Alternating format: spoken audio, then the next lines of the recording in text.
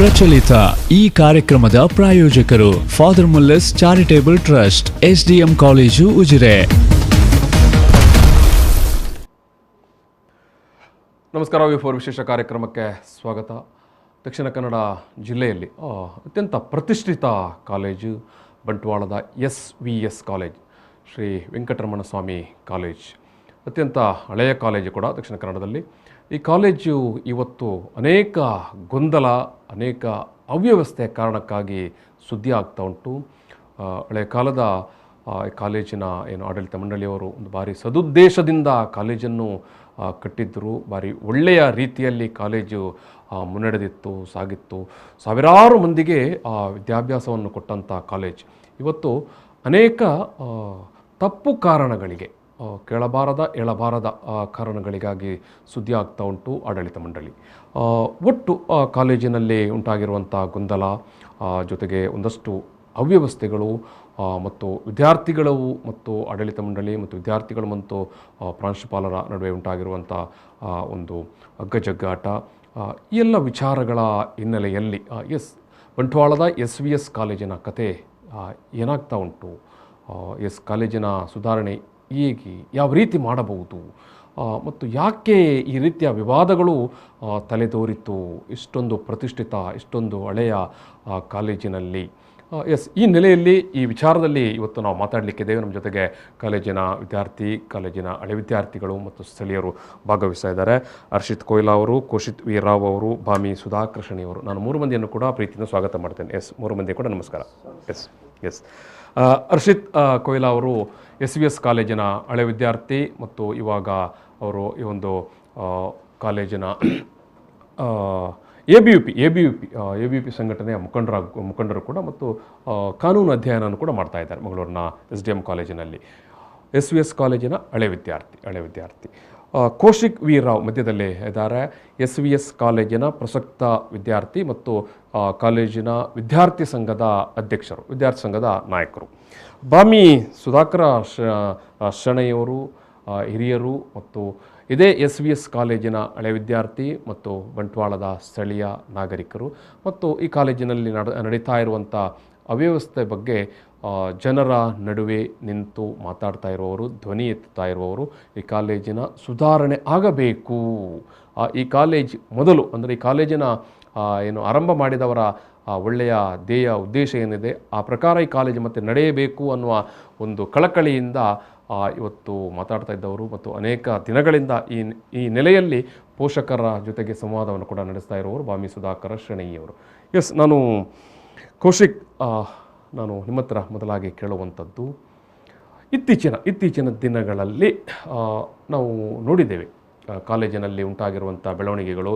ಸ್ವತಃ ಕಾಲೇಜಿನ ಆಡಳಿತ ಮಂಡಳಿಯ ಅಧ್ಯಕ್ಷರು ಅಥವಾ ಸಂಚಾಲಕರು ಅವರೇ ಅರೆಸ್ಟ್ ಆಗುವಂಥದ್ದು, ಕಾಲೇಜಿನ 2 ಶಿಕ್ಷಕರು ಅವರ ಜೊತೆಗೆ ಅರೆಸ್ಟ್ ಆಗುವಂಥದ್ದು ವಿಚಾರಗಳನ್ನೆಲ್ಲ ನೋಡಿದ್ದೇವೆ. ಯಾವ ಕಾರಣ, ಏನು ಕಾರಣ ಅನ್ನೋದನ್ನು ಮಂಗಳೂರಿನ ಪೊಲೀಸ್ ಕಮಿಷನರ್ ಶಶಿಕುಮಾರ್ ಅವರು ಇತ್ತೀಚೆಗೆ ಇವರನ್ನು ಅರೆಸ್ಟ್ ಮಾಡಿದ ಸಂದರ್ಭದಲ್ಲಿ ಹೇಳಿದರು. ಮಹಿಳಾ ದೌರ್ಜನ್ಯದ ಕಾರಣ ಅದೇ ಕಾಲೇಜಿನಲ್ಲಿ, SVS ಕಾಲೇಜಿನಲ್ಲಿ ಸೇವೆ ಸಲ್ಲಿಸ್ತಾ ಇದ್ದ ಉಪನ್ಯಾಸಕಿಯೊಬ್ಬರಿಗೆ ಕಿರುಕುಳ ಕೊಟ್ಟಂಥ ಕಾರಣಕ್ಕಾಗಿ ಇವರನ್ನು ಅರೆಸ್ಟ್ ಮಾಡಿದ್ದಂಥ ಪೊಲೀಸ್ ಕಮಿಷನರ್ ಅವತ್ತು ಮಾಧ್ಯಮದ ಮುಂದೆ ಕೂಡ ಹೇಳಿದರು. ಕೌಶಿಕ್, ಈ ಕಾಲೇಜಿನಲ್ಲಿ ಏನು ನಡೀತಾ ಉಂಟು ಸರ್? ಇದೆಲ್ಲ ಹೇಗೆ ಸ್ಟಾರ್ಟ್ ಆದಂದ್ರೆ ಇದರಿಂದಲೇ ಎಲ್ಲ ಸ್ಟಾರ್ಟ್ ಆದದ್ದು. ಅದಕ್ಕೆ ಮೇಲೆ ನಡೆದ ಅಪರಾಧ ಎಲ್ಲ ಗೊತ್ತಿರ್ಬೋದು ನಿಮಗೆ. ಇದರಲ್ಲಿ ತುಂಬಾ ಜನ ನಮ್ಮ ಕಾಲೇಜಿನವರೇ ಸೇರಿದ್ರು, ಎಲ್ಲ 5 ಜನ ಆರೋಪಿಯವರಿದ್ರು. ಅದರಲ್ಲಿ 2 ನಮ್ಮ ಕಾಲೇಜಿಗೆ ಬರ್ತಿದ್ರು. ನಮಗೆ ಸ್ಟೂಡೆಂಟ್ಸ್ ಅವರು ನಮ್ಮ ಹತ್ರ, ನಾವು ಸ್ಟೂಡೆಂಟ್ ಇದ್ದು ನಾಯಕ ಆಗಿರೋದ್ರಿಂದ ಎಲ್ಲರೂ ನನ್ನ ಹತ್ರ ಬಂದು ಹೇಳ್ತಿದ್ರು, ಇವರು ಬರ್ತಿದ್ದಾರೆ ಕಾಲೇಜ್ ಆರೋಪಿ ಆದ FIR ಆದವರು ನಮ್ಮ ಕಾಲೇಜ್ ಇನ್ನೂ ಸಹ ಬರ್ತಿದ್ದಾರೆ 2. ಓಕೆ ನೀವು ಹೇಳುವಂಥದ್ದು ಈಗ ನಾವಿಲ್ಲಿ ಭಾವಚಿತ್ರದಲ್ಲಿ ತೋರಿಸ್ತಾ ಇದ್ದೇವೆ. ಕಾಲೇಜಿನ ಶಿಕ್ಷಕರು, ಇವರ ಮೇಲೆ ಕಾಲೇಜಿನ ಸಂಚಾಲಕರು ಕೂಡ ಇವರ ಮೇಲೆ ಪ್ರಕರಣ ದಾಖಲಾಗಿತ್ತು, FIR ದಾಖಲಾಗಿತ್ತು. ಇವರನ್ನು ಮಹಿಳಾ ಕಿರುಕುಳದ, ಕಾಲೇಜಿನ ಶಿಕ್ಷಕಿಗೆ ಕಿರುಕುಳ ಕೊಟ್ಟಂಥ ಕಾರಣಕ್ಕಾಗಿ ಅವರನ್ನು ಅರೆಸ್ಟ್ ಮಾಡಲಾಯಿತು. ಅರೆಸ್ಟ್ ಮಾಡಿದ ನಂತರ ಕೂಡ ಶಿಕ್ಷಕರಿಬ್ಬರು ಕಾಲೇಜಿಗೆ ಬರ್ತಾ ಇದ್ರು. ಎಸ್, ಇದಕ್ಕೆ ಇಂಥ ಸಂದರ್ಭದಲ್ಲಿ ವಿದ್ಯಾರ್ಥಿಗಳೆಲ್ಲ ಬಂದು ನಿಮ್ಮ ಹತ್ರ ಹೇಳ್ತಾರೆ, ವಿದ್ಯಾರ್ಥಿ ನಾಯಕನಾಗಿರುವುದರಿಂದ. ಎಸ್, ಈ ರೀತಿಯಾಗಿ ಅರೆಸ್ಟ್ ಆಗಿರುವಂಥವರು, ಪ್ರಕರಣವನ್ನು ಎದುರಿಸ್ತಾ ಇರುವವರು, FIR ದಾಖಲಾಗಿರುವವರು ಕಾಲೇಜಿಗೆ ಬರ್ತಾ ಇರುವುದು, ಉಪನ್ಯಾಸಕರಾಗಿ ವಿದ್ಯಾರ್ಥಿಗಳ ಮುಂದೆ ಬಂದು ನಿಲ್ಲುವುದು ಎಷ್ಟು ಸರಿ ಅಂತ ಕೇಳ್ತಾ ಇದ್ರು. ಎಸ್, ಏನಾಯ್ತು? ನಾವು ಅದಕ್ಕೆ ಹೋಗಿ ಪ್ರಿನ್ಸಿಪಲ್ ಹತ್ರ ಹೇಳಿದೆವು, ಇವರು ಬರುದು ಬೇಡ ಅಂತ. ಅದಕ್ಕೆ ಪ್ರಿನ್ಸಿಪಲ್ ಹೇಳಿದ್ರು, ಇದು ನಿಮಗೆ ಬೇಡದ್ದು ವಿಷಯ, ಇದಕ್ಕೆ ನೀವು ಜಾಸ್ತಿ ಮಾತಾಡಿದ್ರೆ ಕರೆಸ್ಪಾಂಡೆಂಟ್ ಅವರು ಹೇಳಿದ್ದಾರೆ, ಯಾರಿಗೆಲ್ಲ ಮಾತಾಡ್ತಾರೆ ಈ ವಿಷಯ ಬಗ್ಗೆ ಅವರಿಗೆ TC ಕೊಟ್ಟು ಕಳಿಸಿ ಅಂತ ಹೇಳಿದ್ರು. ಓಹೋ, ಈ ಅರೆಸ್ಟ್ನ ವಿಚಾರಕ್ಕೆ ಸಂಬಂಧಪಟ್ಟ ಹಾಗೆ ಈ ಅರೆಸ್ಟ್ ಆದ ಆರೋಪಿ ಶಿಕ್ಷಕರ ಬಗ್ಗೆ ಯಾರಾದರೂ ಮಾತನಾಡಿದರೆ, ಇವರ್ಯಾಕೆ ಅರೆಸ್ಟ್ ಆದ ನಂತರ ಕೂಡ FIR ದಾಖಲಾದ ನಂತರ ಕೂಡ ಕಾಲೇಜಿಗೆ ಬರ್ತಾ ಇದ್ದಾರೆ, ವಿದ್ಯಾರ್ಥಿಗಳ ನಡುವೆ ಇದ್ದಾರೆ ಅಂತ ಯಾರಾದರೂ ಪ್ರಶ್ನೆ ಮಾಡಿದ್ದೆ ಆದರೆ ಅವರಿಗೆ TC ಕೊಟ್ಟು ಕಳಿಸಿ ಅಂತ ಕಾಲೇಜಿನ ಅಧ್ಯಕ್ಷರು, ಸಂಚಾಲಕರು, ಅವರು ಕೂಡ ಅರೆಸ್ಟ್ ಆದವರು ಇರಲಿ, ಅವರು ಆ ರೀತಿ ಹೇಳಿದ್ದಾರೆ ಅಂತ ಪ್ರಾಂಶುಪಾಲರು ನಿಮ್ಮ ಹತ್ರ ಹೇಳಿದ್ರು. ನಾವು ಅದಕ್ಕೆ ಹೇಳಿದೆವು, ಎಲ್ಲರೂ ಪ್ರಿನ್ಸಿಪಾಲ್ ಹತ್ರ ಹೇಳಿದೆವು, ನಾವು ಕಂಪ್ಲೇಂಟ್ ಕೊಡ್ತೇವೆ, ನಮಗೆ ಇಲ್ಲಿ ಯಾವುದೋ ಪ್ರೊಟೆಕ್ಷನ್ ಇಲ್ಲ, SP ಆಫೀಸ್ ಹೋಗಿ ನಾವು ಕಂಪ್ಲೇಂಟ್ ಕೊಡ್ತೇವೆ ಅಂತ ಹೇಳಿದ್ವಿ. ಅದಕ್ಕೆ ನೆಕ್ಸ್ಟ್ ದಿನ ನಾವು ಕಂಪ್ಲೇಂಟ್ ಕೊಡ್ಲಿಕ್ಕೆ SP ಆಫೀಸಿಗೆ ಹೋದೆವು. SP ಆಫೀಸಲ್ಲಿ ಎಲ್ಲ ಕಂಪ್ಲೇಂಟ್ ಎಲ್ಲ ರಿಜಿಸ್ಟರ್ ಮಾಡಿ ನಾವು ಬಂದೆವು. ಮತ್ತೆ ನಮಗೆ ಹೇಳ್ತಿದ್ರು, ಯಾಕೆ ನೀವು ಓದೋದು ಕಂಪ್ಲೇಂಟ್ ಕೊಡ್ಲಿಕ್ಕೆ, ನಿಮಗೆ ಇದೆಲ್ಲ ಬೇಕಾ, ಸುಮ್ಮನೆ ಕ್ಲಾಸ್ ಅಟೆಂಡ್ ಆಗಿ ಅದೆಲ್ಲ ಬೇಕಾ ನಿಮಗೆ ವಿಷಯ ಅಂತೆಲ್ಲ ಹೇಳಿದ್ರು. ಮತ್ತೆ ನಾವು ಅದು ವಿಷಯ ಸರಿ ಮಾಡಿದೆವು, ಮಾತಾಡಿ ಎಲ್ಲ ಸರಿ ಮಾಡಿದೆವು. ಆದರೆ ಇವರು ಪ್ರಿನ್ಸಿಪಲ್ ಏನಂದ್ರೆ, ಸ್ಟೂಡೆಂಟ್ ಒಬ್ರು 3 ಜನರನ್ನು ಕರೆದು ಸ್ಟೂಡೆಂಟ್ಸ್, ನಾವು ಅಧ್ಯಕ್ಷ ಇದು ಪ್ರೆಸಿಡೆಂಟ್ ಆಗಿರೋದ್ರಿಂದ ನಾವೆಲ್ಲ ಬರೆದು ಕೊಟ್ಟಿದ್ದೇವಂತೆ, ಸ್ಟೂಡೆಂಟ್ 3 ಜನ ಅವರನ್ನು ಕರೆಸಿ ಅವರ ಹತ್ರ ಹೇಳಿದಂತೆ, ನೀವು ಕಾಲೇಜ್ ಒಳಗೆ ಬೇಡದೆಲ್ಲ ವಿಷಯ ಎಲ್ಲ ಮಾಡ್ತೀರಿ, ಸ್ಮೋಕಿಂಗ್, ಡ್ರಿಂಕಿಂಗ್ ಅದೆಲ್ಲ ಮಾಡ್ತೀರಿ ಅಂತ ಹೇಳಿ ಅದರ ಬಗ್ಗೆ ನಾವು ಬರೆದು ಕೊಟ್ಟಿದ್ದೇವೆ, TC ಕೊಡಿ ಅಂತ ಆ ಸ್ಟೂಡೆಂಟ್ಸ್ ಅವರಿಗೆ ಬರೆದು ಕೊಟ್ಟಿದ್ದೇವೆ ಅಂತೆ. ಸ್ಟೂಡೆಂಟ್ ಮಿಡ್ಲಲ್ಲಿ ಗಲಾಟೆ ಆಗುವಾಗೆ ಮಾಡಿದ್ರು. ಅಂದ್ರೆ ನೀವು ಹೇಳುವಂಥದ್ದು ವಿದ್ಯಾರ್ಥಿಗಳ ನಡುವೆ ಏನೋ ಒಂದು ಗೊಂದಲವನ್ನು ಏರ್ಪಡಿಸುವಂತ ಕೆಲಸಗಳು ನಡೆಯಿತು ಅಂತ. ಆ ಸ್ಟೂಡೆಂಟ್ಸ್ ಅವರು ನೆಕ್ಸ್ಟ್ ಡೇ ನಮಗೆ ಬಂದು ಹೇಳಿದ್ರು, ಈಗೆಲ್ಲ ಹೇಳ್ತಿದ್ದಾರೆ, ಅದು ನಿಜವಾ ಸುಳ್ಳ ಅಂತ. ಯಾಕೆಂದ್ರೆ ಅವರು ನಮ್ಮೊಟ್ಟಿಗೆ ಇದ್ದವರು, ನಮ್ಮ ಕ್ಲಾಸ್ಮೇಟ್ಸ್ ಬ್ಯಾಚ್ ಮೇಟ್ಸ್ ಆಗಿರ್ಬೋದು, ನಮ್ಮ ಫೈನಲ್ ಇಯರ್ಸ್ ಅವರ ಹತ್ರ ಹೇಳ್ತಿದ್ರು ಈಗೆಲ್ಲ ಮಾಡ್ತಿದ್ದಾರೆ. ಹಾಗೆ ನಮಗೆ ಗೊತ್ತಾಯ್ತು ಆ ವಿಷಯ, ಅದರ ಬಗ್ಗೆ ನಾವು ಧ್ವನಿ ಎತ್ತಿದ್ವಿ, ಸ್ಟ್ರೈಕ್ ಸ್ಟಾರ್ಟ್ ಆಯ್ತು. ಬೇರೆ ವಿಷಯ ಮೊನ್ನೆ ಸ್ಟ್ರೈಕ್ ನಡೆಯಿತು ಕಾಲೇಜಲ್ಲಿ, ನೀವೆಲ್ಲ ತರಗತಿ ಬಹಿಷ್ಕಾರ ಮಾಡಿದರೆ, ಪ್ರತಿಭಟನೆ ಎಲ್ಲ ನಡೆಸಿದ್ರಿ. ಎಸ್, ಅದು ಈ ಪರ್ಟಿಕ್ಯುಲರ್ ವಿಚಾರಕ್ಕೆ ಸಂಬಂಧಪಟ್ಟ ಈ ಪರ್ಟಿಕ್ಯುಲರ್ ವಿಷಯ. ಮತ್ತೆ ಎಂತಂದ್ರೆ ಬೇರೆ ಎಲ್ಲಿ ಸಹ ನಮಗೆ ವಿಜುವಲ್ ಅಲ್ಲಿ ಕೂಡ ನೋಡ್ತಾ ಇದ್ದೇವೆ ಮೊನ್ನೆ ದಿವಸದ ಪ್ರತಿಭಟನೆಯ ಏನು ದೃಶ್ಯಗಳನ್ನು. ಎಸ್, ಈಗ ನೀವು ಈ ಒಂದು ವಿಚಾರಕ್ಕೆ ಸಂಬಂಧಪಟ್ಟ ಹಾಗೆ ಪ್ರಾಂಶುಪಾಲರು ವಿದ್ಯಾರ್ಥಿಗಳ ನಡುವೆ ಈ ರೀತಿಯ ಒಂದು ಗಲಾಟೆಯನ್ನು ತಂದಿಡುವ ಒಂದು ಪ್ರಯತ್ನ ಸಂಚು ಮಾಡ್ತಾ ಇದ್ದಾರೆ, ಅದಕ್ಕಾಗಿ ನೀವು ಪ್ರತಿಭಟನೆಯನ್ನು ಕೂಡ ನಡೆಸ್ತೀರಿ. ಆ ಗಲಾಟೆ ಆಗಿದ್ದಿದ್ರೆ ನಮಗೀಗ ಅವರಿಗೊಂದು ರೀಸನ್ ಸಿಕ್ತಿತ್ತು, ನಮಗೆ ಸಸ್ಪೆನ್ಷನ್ ಮಾಡುವಂತ ರೀಸನ್ ಸಿಕ್ತಿತ್ತು. ನಮಗಿನ್ನ ಕಾಲೇಜಿಂದ ಇಲ್ಲದಿದ್ರೆ ನಾವೀಗ ಮಾತಾಡುದಿಲ್ಲ ಆ ವಿಷಯ ಬಗ್ಗೆ, ನಮಗೊಂದು ಹೆದರಿಕೆ ಆಗ್ಲಿ ಅಂತ. ಅವ್ರು ಯಾರು ಬಂದದು ನಾವು ಹೇಳಿದೆವು, ಇವರೆಲ್ಲ ಬರಬಾರ್ದು ಕಾಲೇಜ್ ಒಳಗೆ, FIR ಕ್ಲಿಯರ್ ಆದ ನಂತರ ಬನ್ನಿ, ನಾವು ಮುಕ್ತರಾದ ನಂತರ ಬರಲಿ. ಆರೋಪ ಮುಕ್ತರಾದ ನಂತರ ಮತ್ತೆ ಬರಲಿ ಅಂತ. ಆದ್ರೆ ಇವರು ಬೇರೆ ಒಳಗಿಂದಲೇ ಗಲಾಟೆ ಮಾಡಿಸ ಅಂತ ಪ್ರಿನ್ಸಿಪಲ್ ನಮಗೆ ಬೇಡ ಅಂತ ನಾವು ಪ್ರತಿಭಟನೆ ಮಾಡಿದೆವು. ಇಂಥ ಗಲಾಟೆ ಮಾಡಿಸುವಂತ ಪ್ರಿನ್ಸಿಪಲ್ ಯಾಕೆ ನಮಗೆ ಅಂತ. ಈಗ ಇದು ಎಸ್ ಕೌಶಿಕ್, ಈಗ ಆಸ್ ಆನ್ ಟುಡೇ ಈ ಆರೋಪ ಅಥವಾ ಈ FIR ದಾಖಲಾಗಿರುವಂತ ಏನು ಉಪನ್ಯಾಸಕರು ಕಾಲೇಜಿಗೆ ಬರ್ತಾ ಇದ್ದಾರಾ? ಈಗ ಪ್ರತಿಭಟನೆ ನಂತರ ನಾನು ಕೇಳುವ ಇಲ್ಲ ಅವ್ರು ಬರ್ತಿಲ್ಲ. ಅಂದ್ರೆ ನಿಮ್ಮ ಪ್ರತಿಭಟನೆಯದು ಅಷ್ಟು ಬಿಸಿ ಮುಟ್ಟಿದೆ. ಹೌದು. ಇದು ಹರ್ಷಿತ್, ಬಂಟ್ವಾಳದ ನಾನು ಆರಂಭದಲ್ಲಿ ಹೇಳಿದೆ, SVS ಕಾಲೇಜ್ ಅಂತ ಹೇಳಿದ್ರೆ ಭಾರಿ ಪ್ರತಿಷ್ಠಿತವಾದಂಥ ಒಂದು ಕಾಲೇಜು, ಭಾರಿ ಹೆಸರು ಇರುವಂಥ ಒಂದು ಭಾರಿ ಪರಂಪರೆ ಇರುವಂಥ ಒಂದು ಕಾಲೇಜ್. ನೀವು ಈ ಕಾಲೇಜಿನ ಹಳೆ ವಿದ್ಯಾರ್ಥಿ. ಎಸ್, ಹೇಗಿತ್ತು ಕಾಲೇಜ್? ಅದೇ, ನಾವು PUC ಇಂದ ಡಿಗ್ರಿಯವರೆಗೆ 5 ವರ್ಷಗಳನ್ನು ನಾವು ಈ SVS ಕಾಲೇಜ್ನಲ್ಲಿ ಕಳೆದಿದ್ದೇವೆ. ಯಾಕಂತ ಹೇಳಿದ್ರೆ ಇದು ಬಂಟ್ವಾಳದ ಒಂದು ಪ್ರತಿಷ್ಠಿತ ಕಾಲೇಜ್ ಅಂತ ಹೇಳಿದ್ರೆ ಎಲ್ರಿಗೂ ಗೊತ್ತಿರುವಂತ ವಿಷಯ. ಆದ್ರೆ ಇತ್ತೀಚಿನ ಒಂದು ಕಳೆದ 4 ವರ್ಷಗಳಿಂದ ಏನಾಗ್ತಿದೆ ಅಂತ ಹೇಳಿದ್ರೆ ಪ್ರತಿಷ್ಠಿತ ಹೋಗಿ ಕುಖ್ಯಾತಿಯ ಕಾಲೇಜ್ ಆಗಿ ಮುಂದುವರೆದಿದೆ. ಕಳೆದ 4 ವರ್ಷದಿಂದ ಯಾಕೆಲ್ಲ ಅಂತ ಹೇಳಿದ್ರೆ ಒಂದು ಲೆಕ್ಚರರ್ಸ್ ಸಮಸ್ಯೆ ಆಗಿರ್ಬೋದು. ಈ ತಿಂಗಳು ಬಂದ ಲೆಕ್ಚರರ್ಸ್ ಇನ್ನೊಂದು ತಿಂಗಳಿಗೆ ಬರುವುದಿಲ್ಲ. ಯಾಕೆ ಅಂತ ಹೇಳಿದ್ರೆ ಮ್ಯಾನೇಜ್ಮೆಂಟ್ ಅವರನ್ನು ಬದಲಾಯಿಸುವಂತಹ ಕೆಲಸಗಳನ್ನು ಮಾಡ್ತಾ ಇದೆ. ಅದಕ್ಕೆ ಕಾರಣ ನಮಗೂ ಗೊತ್ತಿಲ್ಲ, ಲೆಕ್ಚರರ್ಸಿಗೆ ಗೊತ್ತಿಲ್ಲ. ಅಂತಹ ಒಂದು ಕಾರ್ಯಗಳು ಈ SVS ನಲ್ಲಿ ನಡೀತದೆ. ಆನಂತರ ಮೂಲಸೌಕರ್ಯಗಳ ಕೊರತೆ, ನಾವು ಪ್ರೊಟೆಸ್ಟ್ ಮಾಡಿದಾಗ ಮೂಲಸೌಕರ್ಯಗಳ ಕೊರತೆಗಳ ಬಗ್ಗೆಯೂ ಕೂಡ ಬೇರೆ ಬೇರೆ ಚಾನೆಲ್ಗಳಲ್ಲಿ ವರದಿಗಳು ಬಿತ್ತರ ಆಗಿತ್ತು. ಆನಂತರ ಒಂದು ಸ್ಪೋರ್ಟ್ಸ್ ವಿದ್ಯಾರ್ಥಿಗಳಿಗೆ ನೀಡ್ತಾ ಇರುವಂತಹ ಒಂದು ಯಾವುದು ಸೌಲಭ್ಯಗಳ ಕುರಿತಾಗಿ ಒಂದು ನಾವು ಮಾತಾಡಿದ್ವಿ. ಅಂತ ಹೇಳಿದ್ರೆ ಸ್ಪೋರ್ಟ್ಸ್ನ ಇಲ್ಲಿ ಕಾಲೇಜ್ನಲ್ಲಿ ಸ್ಪೋರ್ಟ್ಸ್ ಇದೆ, ಒಳ್ಳೆ ಅಚೀವ್ಮೆಂಟ್ ಮಾಡಿದವರಿಗೆ ನಾವು ಈ ರೀತಿಯ ಸೌಲಭ್ಯಗಳನ್ನು ಕೊಡ್ತೇವೆ, ಆ ರೀತಿಯ ಸೌಲಭ್ಯಗಳನ್ನು ಕೊಡ್ತೇವೆ ಅಂತ ಹೇಳಿ ಸ್ಟೂಡೆಂಟ್ಸ್ ಅನ್ನು ಕರೆಸ್ಕೊಂಡಿರ್ತಾರೆ. ಅಡ್ಮಿಷನ್ ಮಾಡಿಸ್ತಾರೆ. ಅಡ್ಮಿಷನ್ ಮಾಡಿಸ್ತಾರೆ. ಆದ್ರೆ ಅಲ್ಲಿ ಹೋದ ನಂತರ ಕನಿಷ್ಠ ಒಂದು ಯೂನಿವರ್ಸಿಟಿ ಮ್ಯಾಚ್ ಅನ್ನು ರೆಪ್ರೆಸೆಂಟ್ ಮಾಡ್ಲಿಕ್ಕೆ ಜರ್ಸಿ ಕೂಡ ಕೊಡ್ತಾ ಇಲ್ಲ. ಆನಂತರ ಅಲ್ಲಿ ಹೋಗ್ಲಿಕ್ಕೆ ಕರೆಕ್ಟ್ ಆಗಿ ಆಡ್ಲಿಕ್ಕೆ ಗ್ರೌಂಡ್ ಇಲ್ಲ, ಗ್ರೌಂಡ್ ಅಲ್ಲಿ ನೀರು ನಿಲ್ತದೆ. ಅದೇ ವಾಲಿಬಾಲ್ ಗ್ರೌಂಡ್ ಅಲ್ಲೇ ಕಾರು ಮತ್ತೆ ಕ್ಯಾಂಟೀನ್ ನ ಬೈಕ್ಗಳು ರಿಕ್ಷಾಗಳೆಲ್ಲ ಓಡಾಡ್ತಾ ವಿದ್ಯಾರ್ಥಿಗಳಿಗೆ ಆಟ ಆಡ್ಲಿಕ್ಕೆ ಅಲ್ಲಿ ಒಂದು ಸಮರ್ಪಕ ಕ್ರೀಡಾಂಗಣದ ವ್ಯವಸ್ಥೆ ಇರಲಿಲ್ಲ ಆ ಟೈಮಲ್ಲಿ. ಹಾಗೆ ಒಂದು ವಿದ್ಯಾರ್ಥಿನಿಯರ ವಸತಿ ನಿಲಯ ಅಂತ ಹೇಳಿದ್ರೆ ಅಲ್ಲಿ ವಿದ್ಯಾರ್ಥಿನಿಯರು ಮಾತ್ರ ಇರಬೇಕು. ಆದ್ರೆ ಈ SVS ನ ವಸತಿ ನಿಲಯದಲ್ಲಿ ಬೇರೆ ಬೇರೆ ಅವರಿಗೆ ಅಕಾಮಿಡೇಷನ್ ಕೊಟ್ಟು ಅದು ಯಾವ ರೀತಿಯ ಒಂದು ವಿದ್ಯಾರ್ಥಿ ನಿಲಯ ಅಂತ ಅದರಲ್ಲಿ ಯಾವುದೇ ರೀತಿಯ ಸೌಲಭ್ಯಗಳು ಇಲ್ಲದೆ ವಿದ್ಯಾರ್ಥಿನಿಯರು ಪರದಾಡುವಂತಹ ಸ್ಥಿತಿಯಲ್ಲಿ ನಿರ್ಮಾಣ ಆಗಿತ್ತು. ಇಂತಹ ಹಲವು ಸಮಸ್ಯೆಗಳನ್ನು ಇಟ್ಕೊಂಡು ಈ ವಿದ್ಯಾರ್ಥಿ ನಾಯಕರು ಏನ್ ಮಾಡ್ತಾರೆ, ಒಂದು ಸೇರ್ಕೊಂಡು ನಾವು ಕಾಲೇಜಿನಲ್ಲಿ ಏನಾದ್ರೂ ಒಂದು ಮಹತ್ತರ ಬದಲಾವಣೆ ತರಬೇಕು. ಯಾಕಂತ ಹೇಳಿದ್ರೆ ಇದೊಂದು ಉತ್ತಮ ಕಾಲೇಜು, ಬಹಳ ಹಿಂದಿನಿಂದ ಹೆಸರು ಮಾಡ್ತಾ ಬಂದಿರುವಂತ ಕಾಲೇಜು, ಇದು ಮುಂದೆ ಕೂಡ ಹೀಗೆ ಉಳಿಬೇಕು, ಇದರ ಘನತೆ ಮುಂದೆಯೂ ಹೀಗೆ ಇರ್ಬೇಕು ಅನ್ನೋ ಉದ್ದೇಶದಿಂದ ಸ್ಟೂಡೆಂಟ್ಸ್ ಗಳು ಒಂದು ಪ್ರತಿಭಟನೆಯ ದಾರಿಯನ್ನು ಹಿಡಿದ್ರು. ಆದ್ರೆ ಇದು ನೀವು ವಿದ್ಯಾರ್ಥಿ ಆಗಿದ್ದ ಸಂದರ್ಭದಲ್ಲಿ? ನಾವು ವಿದ್ಯಾರ್ಥಿ ಆಗ.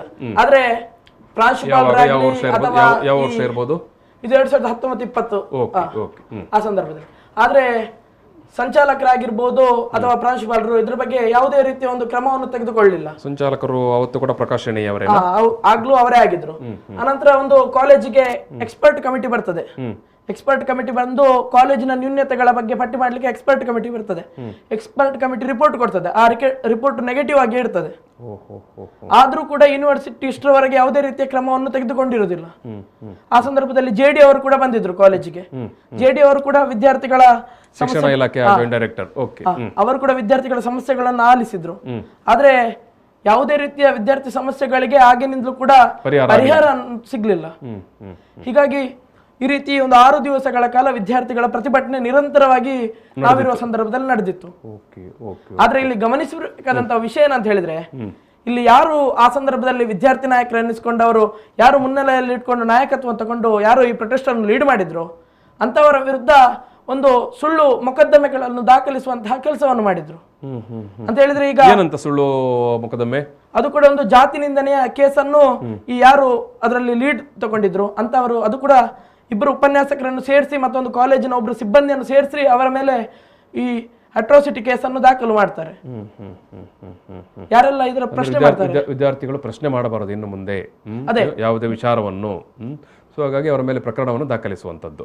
ವಿದ್ಯಾರ್ಥಿಗಳನ್ನು ಕರೆದು ಮಾತುಕತೆ, ವಿದ್ಯಾರ್ಥಿಗಳ ಪೋಷಕರನ್ನು ಕರೆದು ಮಾತುಕತೆ ಅದ್ಯಾವುದಿಲ್ಲ. ಇಲ್ಲ, ಪೋಷಕರು ಬಂದ್ರು ಈ ಆಡಳಿತ ಮಂಡಳಿ ಅವರು ಕ್ಯಾರೆ ಅನ್ನಲಿಲ್ಲ. ಆ ಸಂದರ್ಭದಲ್ಲಿ ಕೂಡ ಆ ಸಂದರ್ಭದಲ್ಲಿ ಹೇಳಿದ್ರು 1 ವಾರದೊಳಗೆ ನಾವು ಮ್ಯಾನೇಜ್ಮೆಂಟ್ ಮೀಟಿಂಗ್ ಕರಿತೇವೆ, ಹಾಗೆ ಕರಿತೇವೆ, 1 ತಿಂಗಳೊಳಗೆ ಎಲ್ಲ ಸಮಸ್ಯೆಗಳಿಗೆ ಪರಿಹಾರ ಕೊಡ್ತೇವೆ ಅಂತ ಹೇಳಿದ್ರು. ಯಾವುದೇ ರೀತಿಯ ಒಂದು ಇಷ್ಟರವರೆಗೆ ಸಮರ್ಪಕ ಉತ್ತರ ವಿದ್ಯಾರ್ಥಿಗಳಿಗೆ ಸಿಗ್ಲಿಲ್ಲ. ಎಸ್, ಅವತ್ತು ಕೂಡ ಹಾಗೆ ಆಯ್ತು. ಈಗಿನ ಪರಿಸ್ಥಿತಿಯನ್ನು ಈಗ ನೀವು ನೋಡಿದ ಪ್ರಕಾರ ಈಗ ನಡೀತಾ ಇರೋ ಪರಿಸ್ಥಿತಿ ಅದೇ ಸರ್. ಈಗ ನಾವು ಪ್ರಮುಖವಾಗಿ ಗಮನಿಸಬೇಕು. ಈಗ ಪೋಷಕ ಅವರು ಹೇಳಿದ್ರು, ನಾವು ಹೋಗಿ ಈಗ ಪ್ರಸ್ತುತ ವಸ್ತುಸ್ಥಿತಿ ಏನಿದೆ ಅದನ್ನ ನಾವು ಎಕ್ಸ್ಪ್ಲೈನ್ ಮಾಡಿದ್ವಿ ಅಂತ. ಆಗ ಅವ್ರು ಹೇಳಿದ್ರು, ನಿಮ್ಗೆ TC ಕೊಡ್ತೇನೆ ಅಂತ ಹೇಳಿ. ಈ ಹಿಂದೆ ಕೂಡ ಆದದ್ದಿದೆ. ಯಾಕಂತ ಹೇಳಿದ್ರೆ ಈಗ ಯಾರಿಗೆ TC ಕೊಡ್ತೇನೆ ಅಂತ ಹೇಳಿದ್ರು ಅವನ ಮೇಲೆ ನಾಳೆ ಈ ರೀತಿಯ ಮೊಕದ್ದಮೆಗಳು ದಾಖಲಾಗ್ತವೆ. ಯಾಕಂತ ಹೇಳಿದ್ರೆ ಇದಕ್ಕೆ ನಾನು ಸಾಕ್ಷಿ ಸಮೇತ ಕೊಡಬಲ್ಲೆ. ಯಾಕಂತ ಹೇಳಿದ್ರೆ ನನಗೆ 3ನೇ ತಾರೀಕಿಗೆ ಬೆಂಗಳೂರಲ್ಲಿ ಹಾಜರಾಗ್ಲಿಕ್ಕೆ ಸಮನ್ಸ್ ಬಂದಿದೆ. ಏನು ಪ್ರಕರಣ, ಏನು ಕೇಸ್, ಏನು ವಿಷಯ? ನಾವು ರೋಹಿತ್ ಅನ್ನುವಂತಹ ಒಬ್ಬ ಲೇಬರ್ ಕಾಂಟ್ರಾಕ್ಟರ್ ಇದ್ದ ಕಾಲೇಜಿನಲ್ಲಿ. ಲೇಬರ್ ಕಾಂಟ್ರಾಕ್ಟರ್ ರೋಹಿತ್ ಅಂತ ಹೆಸರು, ಉಜಿರೆ ಅವರು. ಅವರ ಮೇಲೆ ನಾವು ಈ ಮಣ್ಣು ಬಿಸಾಡಿ, ಕಲ್ಲು ಬಿಸಾಡಿ ಅವರಿಗೆ ಹೊಡೆದಿದ್ದೇವೆ, ಮತ್ತೆ ಅವನ ಜಾತಿಯನ್ನು ನಿಂದನೆ ಮಾಡಿದ್ದೇವೆ ಎನ್ನುವಂತಹ ಒಂದು ಆರೋಪವನ್ನು ಇಟ್ಕೊಂಡು ನಮ್ಮ ಮೇಲೆ ಒಂದು ಮೊಕದ್ದಮೆಯನ್ನು ದಾಖಲಿಸಿದ್ದಾರೆ. ಈಗ ಲೇಬರ್ ಕಾಂಟ್ರಾಕ್ಟರ್ ಕಾಲೇಜಿನ ಕ್ಯಾಂಪಸ್ಗೆ ಏನಕ್ಕೆ ಬಂದದವರು? ಕಾಲೇಜಿನಲ್ಲಿ ಕೆಲಸಗಳನ್ನು ಕೆಲಸ ಆಗ್ತಾ ಇತ್ತು. ಅವರಿಗೂ ವಿದ್ಯಾರ್ಥಿಗಳಿಗೆ ಏನು ಸಂಬಂಧ? ಅವರಿಗೂ ವಿದ್ಯಾರ್ಥಿಗಳಿಗೆ ಯಾವುದೇ ರೀತಿಯ ಸಂಬಂಧ ಇಲ್ಲ. ಆದ್ರೆ ನೀವು ಪ್ರಮುಖವಾಗಿ ಗಮನಿಸಬೇಕಾದ ಅಂಶ ಏನಂತ ಹೇಳಿದ್ರೆ, ನನ್ನ ಹತ್ರ ದೂರಿನ ಪ್ರತಿ ಇದೆ. ದೂರಿನ ಪ್ರತಿಯಲ್ಲಿ 11 ವಿದ್ಯಾರ್ಥಿಗಳ ಒಂದು ಹೆಸರು, 16 ವಿದ್ಯಾರ್ಥಿಗಳ ಹೆಸರಿದೆ. ಅದು ಕೂಡ ಹೆಸರು ಹೇಗಿದೆ ಅಂತ ಹೇಳಿದ್ರೆ ಅದರಲ್ಲಿ 11 ವಿದ್ಯಾರ್ಥಿನಿಯರ ಹೆಸರಿದೆ. ವಿದ್ಯಾರ್ಥಿನಿಯರ ವಿತ್ ಇನಿಷಿಯಲ್ ಅಡ್ರೆಸ್ ಇದೆ.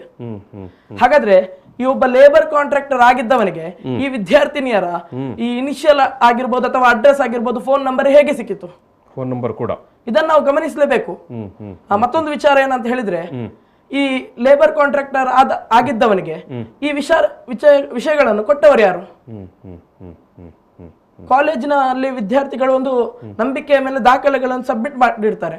ಆದ್ರೆ ಆ ದಾಖಲೆಗಳು ಇನ್ನೊಬ್ಬ ವ್ಯಕ್ತಿಗೆ ಲೀಕ್ ಆಗ್ತದೆ ಅಂತ ಹೇಳಿದ್ರೆ ನಾವು ಅದಾದ್ರೆ ಏನು, ಯಾವ ರೀತಿಯ ಒಂದು ರಕ್ಷಣೆಯನ್ನು ನಾವು ಈ ಕಾಲೇಜಿನಿಂದ ನಿರೀಕ್ಷಿಸಲಿಕ್ಕೆ ಸಾಧ್ಯ ಇದೆ? ಈಗ ಮೊನ್ನೆ ಕೂಡ ಆ ಪ್ರಕರಣದಲ್ಲಿ ಏನಾಗಿತ್ತು ಅಂತ ಹೇಳಿದ್ರೆ ಮಹಿಳಾ ಉಪನ್ಯಾಸಕಿಯ ಆ ನಂಬರನ್ನು ಈ ಏನೋ ಆರೋಪಿಗಳು ಎಲ್ಲೆಲ್ಲೋ ಕೊಂಡೋಗಿ ಬರೆದು ಸಾರ್ವಜನಿಕ ಸ್ಥಳಗಳಲ್ಲೆಲ್ಲ ಬರೆದು ಆ ಮಹಿಳೆಗೆ ಯಾರ್ಯಾರೋ ಫೋನ್ ಮಾಡುವ ರೀತಿಯಲ್ಲಿ ಒಂದು ಷಡ್ಯಂತ್ರವನ್ನು ಮಾಡಿದ್ರು. ಈಗ ನೀವು ಹೇಳುವಂಥದ್ದು ಇಲ್ಲಿ ಇಷ್ಟು ಹೆಣ್ಮಕ್ಕಳ ನಂಬರ್ ಸಮೇತ ಈ ದೂರು ಕೊಟ್ಟವನಿಗೆ ಕೊಟ್ಟಿದ್ರು ಅಂತ.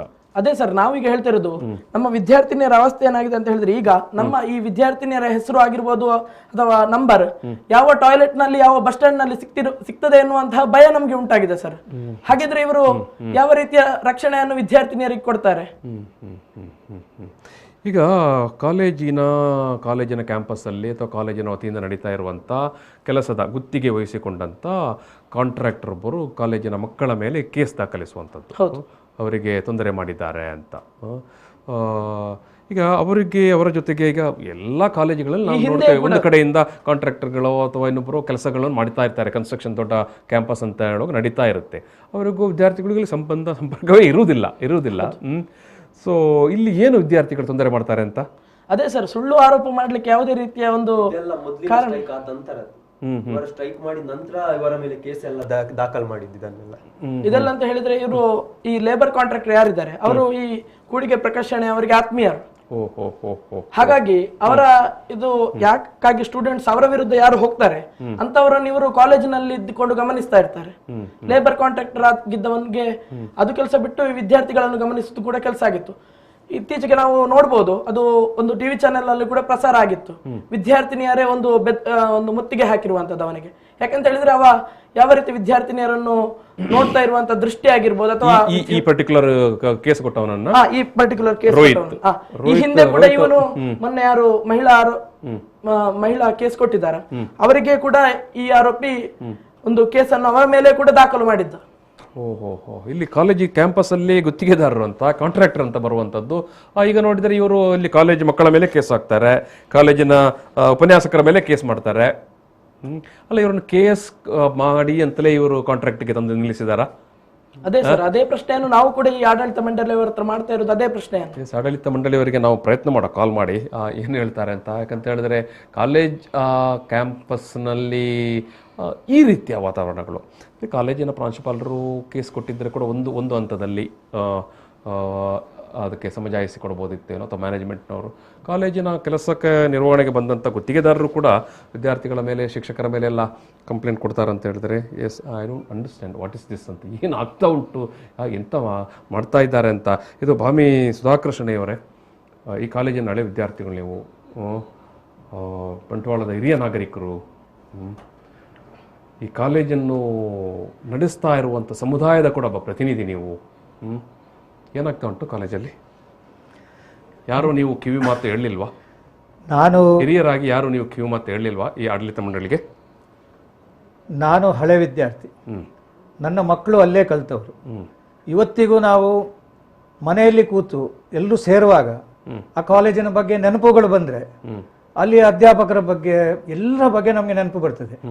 ಈಗ ನನಗೆ ಕಲಿಸಿದಂಥ ವೃಷಭರಾಜರು, ಗಡಿಯಾರರು, ಆಮೇಲೆ ರಮಾದೇವಿ ಅಂತ ಟೀಚರ್ ಇದ್ರು, KP ಶರ್ಮಾ, ಪುರುಷೋತ್ತಮರು, ಶಿವರಾಯ್ ಕಾಮತ್ರು, ರಾಮ್ ಭಟ್ರು, ಸೀತಾರಾಮಯ್ಯ ಅಂತೇಳಿ ನನಗೆ ಯಾರು ಕಲಿಸಿದ್ದಾರೆ ಅದೇ ಅಧ್ಯಾಪಕರು ನನ್ನ ಮಕ್ಕಳಿಗೂ ಕಲಿಸಿದ್ದಾರೆ.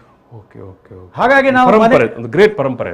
ಹಾಗೆ ನಮ್ಮ ಮನೆಯಲ್ಲಿ ನಾವು ಕೂತು ಚರ್ಚೆ ಮಾಡುವಾಗ ಏನಾದ್ರೂ ಕಾಲೇಜಿನ ನೆನಪುಗಳು ಬಂದ್ರೆ ಈ ಅಧ್ಯಾಪಕರನ್ನು ಎಲ್ಲರನ್ನು ನೆನೆಸ್ತೇವೆ ಅಂತೇಳಿ ಈಗಲೂ ನಮ್ಮ ಮನಸ್ಸಿನಲ್ಲಿ ಅವರ ಬಗ್ಗೆ ಒಂದು ಅತ್ಯಂತ ಗೌರವದ ಭಾವನೆ ಇದೆ. ಈಗ ಕಾಲೇಜಿನಲ್ಲಿ ಈಗ ಪ್ರಿನ್ಸಿಪಾಲರಾಗಿ ಬಂದವರು ಸುಯೋಗವರ್ಧನ್ರು, ಅವರ ಜೊತೆ ಈಗ ಪ್ರದೀಪ್ ಪೂಜಾರಿ ಅವರು, ತಾರನಾಥ್ ಶೆಟ್ರು, ಇನ್ನೊಬ್ಬರು ಅವರ ಅಖಿಲ ಪೈ ಅಂತೇಳಿ ಒಬ್ಬರು ಮೇಡಮು ಇದ್ದಾರೆ. ಇವರು ಈ ವಿದ್ಯಾರ್ಥಿಗಳಿಗೆ ಕೊಡುವಂಥ ತೊಂದರೆಗಳನ್ನೆಲ್ಲ ಗಮನಿಸಿದರೆ ಮುಂದಿನ ದಿನಗಳಲ್ಲಿ ಈ ಅಧ್ಯಾಪಕರನ್ನು ಅವರನ್ನು ಹೇಗೆ ಸ್ಮರಣೆಯಲ್ಲಿ ಇಡಬೇಕು, ಅವರನ್ನು ಯಾವ ರೀತಿ ಗೌರವದಿಂದ ಕಾಣಬೇಕು. ಈಗ ನೋಡಿ, ಅವರು ಸುಯೋಗವರ್ಧನ್ ರವರು PhD ಕಲ್ತುಕೊಂಡು ಬಂದವರು. ಅವರು PhD ಕಲ್ತು ಇಷ್ಟು ವಿದ್ಯಾವಂತರಾಗಿ ಒಂದು ಪ್ರಕಾಶಣೆಯಂತ ಅವನ ಒಂದು ವಿಕೃತ ಯೋಚನೆಗಳಿಗೆ ಅವರು ಬೆಂಬಲ ಕೊಡ್ತಾ ಇದ್ದಾರೆ. ಅವನು ಹೇಳಿದನ್ನು ಇವರು ಜಾರಿಗೆ ತರ್ತಾ ಇದ್ದಾರೆ. ಅವರ ಮನಸ್ಸಿನಲ್ಲಿ ಆತ್ಮಸಾಕ್ಷಿಯಾಗಿ ಇದು ಮಾಡಬಾರ್ದು ಅಂತೇಳಿ ಇರ್ಬೋದು. ಈ ಪ್ರಕಾಶ್ ಶೆಣೆಯವರು ಈ ಸಂಸ್ಥೆಯನ್ನು ಕಟ್ಟಿದವರ? ಖಂಡಿತ ಅಲ್ಲ. ಸಂಸ್ಥಾಪಕರ?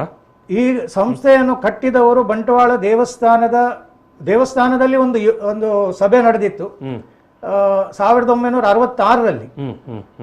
ಬಂಟ್ವಾಳದ ಹುಡುಗಿಯರಿಗೆ, ಹೆಣ್ಣು ಮಕ್ಕಳಿಗೆ, ಆವಾಗ ಮಂಗಳೂರು ಬಿಟ್ಟರೆ ಬೇರೆ ಕಾಲೇಜ್ ಇರಲಿಲ್ಲ. ಮಂಗಳೂರಿನಲ್ಲಿ ಸಂಬಂಧಿಕರಿದ್ರೆ SSLC ನಂತರ ವಿದ್ಯಾಭ್ಯಾಸ ಆಗ್ತಿತ್ತು, ಇಲ್ದಿದ್ರೆ SSLCಗೆ ಮುಗೀತಿತ್ತು. ಆಗ ಗಣೇಶ್ ಬೀಡಿಯ ರಘುರಾಮ್ ಪ್ರಭುಗಳು ಸ್ವಲ್ಪ ಆರ್ಥಿಕವಾಗಿ ಬಲಾಢ್ಯವರು, ಅವರ ನೇತೃತ್ವದಲ್ಲಿ ಈ ಪೇಟೆಯವರೆಲ್ಲ ಸೇರಿದ್ರೆ ಅವರು 1 ಲಕ್ಷ ಕೊಡ್ತೇವೆ, ನೀವು 1 ಲಕ್ಷ ಸೇರಿಸಬೇಕು, ನಾವು ಒಂದು ಇಲ್ಲಿ ಕಾಲೇಜ್ ಕಟ್ಟುವ ಅಂತೇಳಿ ಹಾಗೆ ಕಾಲೇಜನ್ನು ಪ್ರಾರಂಭಿಸಿದ್ದವರು ಉದಾತ್ತ ಉದ್ದೇಶದಿಂದ. ಆಗ ಮಾಡಿದ ಕಮಿಟಿಯಲ್ಲಿ ರತ್ನವರ್ಮ ಹೆಗಡೆಯವರಿದ್ರು, ಜನಾರ್ದನ್ ಶೆಟ್ಟರ್ ಇದ್ರು, ಅಗ್ರಹಾರ್ ಚರ್ಚಿನ ಪ್ರೀಸ್ಟ್ ಇದ್ರು, ಲೊರೆಟ್ ಅಂತೇಳಿ ಎಲ್ಲಾ ಸಮುದಾಯದವರನ್ನು ಒಟ್ಟಿಗೆ ಸೇರಿಸಿ ಎಲ್ಲಾ ಮನೆಗಳಿಂದ ಒಬ್ಬರು ಸದಸ್ಯರನ್ನಾಗಿ ಮಾಡಿ 1050 ಸದಸ್ಯರಿಂದ 100 ರೂಪಾಯಿ 1 ಲಕ್ಷ ಕಲೆಕ್ಟ್ ಮಾಡಿ, ಅವರು 1 ಲಕ್ಷ, ಪೇಟೆಯಿಂದ 1 ಲಕ್ಷ, ಆಮೇಲೆ ರಘುರಾಮ್ ಪ್ರಭುಗಳ ಪಾಲುದಾರರಾದ ಮಾಧವ್ ಶೆಣೈ ಅಂತ ಹೇಳಿದ್ರು, ಅವರ ಮನೆಯವರು ಅವರೆಲ್ಲ ಸೇರಿ 1 ಲಕ್ಷ, ಮತ್ತೆ ಪೇಟೆಯವರು ಹೀಗೆ ಒಂದು ಜಂಟಿ ಕಾರ್ಯಾಚರಣೆಯಲ್ಲಿ ಕಾಲೇಜು ನಿರ್ಮಾಣವಾಗಿತ್ತು. ಇದು 50 ವರ್ಷದವರೆಗೆ ಒಂದು ಒಳ್ಳೆ ರೀತಿಯಲ್ಲಿ ನಾವೆಲ್ಲ ಅದೇ ಕಲ್ತಿದ್ದೇವೆ ರೀತಿಯಲ್ಲಿ ನಡೀತಾ ಇತ್ತು. 2012ರಲ್ಲಿ ಪ್ರಕಾಶ್ ಶೆಣೈಯವರನ್ನ ಅವರ ದೊಡ್ಡಪ್ಪ ರಘುನಾಥ್ ಶೆಣೈಯವರು ಪ್ರೆಸಿಡೆಂಟ್, ಅವರ ವಯಸ್ಸು ಮತ್ತೆ ಅವರ ಸ್ವಲ್ಪ ಆರೋಗ್ಯದ ಸಮಸ್ಯೆಯಿಂದ ಇವರು LLB ಕಲ್ತಿದ್ದಾರೆ, ಯಂಗ್ ಎನರ್ಜೆಟಿಕ್, ಒಂದು ಕಾಲೇಜನ್ನು ಒಳ್ಳೆ ರೀತಿಯಲ್ಲಿ ನಡೆಸಬಹುದು ಅಂತೇಳಿ ಒಂದು ಅಭಿಮಾನದಿಂದ ಅವರನ್ನ ಮೇಲೆ ಈ ಜವಾಬ್ದಾರಿಯನ್ನು ಕೊಟ್ಟರು. ಕೊಡುವಾಗ ಮಾಹಿತಿ ಅಂತೆ ನಮ್ಗೆ, ಈಗ ಅವರು ಕಾಲೇಜಿನ ಸಾಮಾನ್ಯ ಸದಸ್ಯರೂ ಆಗಿರ್ಲಿಲ್ಲ. ಮತ್ತೆ ಇದು 2015ರವರೆಗೆ ಅಷ್ಟೇನು ದೊಡ್ಡ ಮಟ್ಟಿಗೆ ಅವರದ್ದು ಏನು ಅವರು ಚಂದವಾಗಿ ಕಾಲೇಜನ್ನು ಡೆವಲಪ್ ಮಾಡಿದ್ರು, ಬಿಲ್ಡಿಂಗ್ ಎಲ್ಲ ಒಳ್ಳೇದು ಮಾಡಿದ್ರು, ಲ್ಯಾಬಿನನ್ನು ಇಂಪ್ರೂವ್ ಮಾಡಿದ್ರು, ಅಲ್ಲೆಲ್ಲ ಬಣ್ಣ ಗಿಣ್ಣ ಹೊಸ ಕನ್ಸ್ಟ್ರಕ್ಷನ್ಗಳೆಲ್ಲ ಅದು ನಮಗೂ ಸಹ ಒಳ್ಳೆ ಬಂದಿದ್ದಾರೆ. 15ರ ನಂತರ ಇದು ಡಿರೈಲ್ ಆಯ್ತು, ಎಲ್ಲ ಘಟನೆಗಳು ಪ್ರಾರಂಭವಾದವು. ಅದು ಯಾವ ಕಾರಣಕ್ಕೆ 2015ರ ನಂತರ ಏನಾಯ್ತು?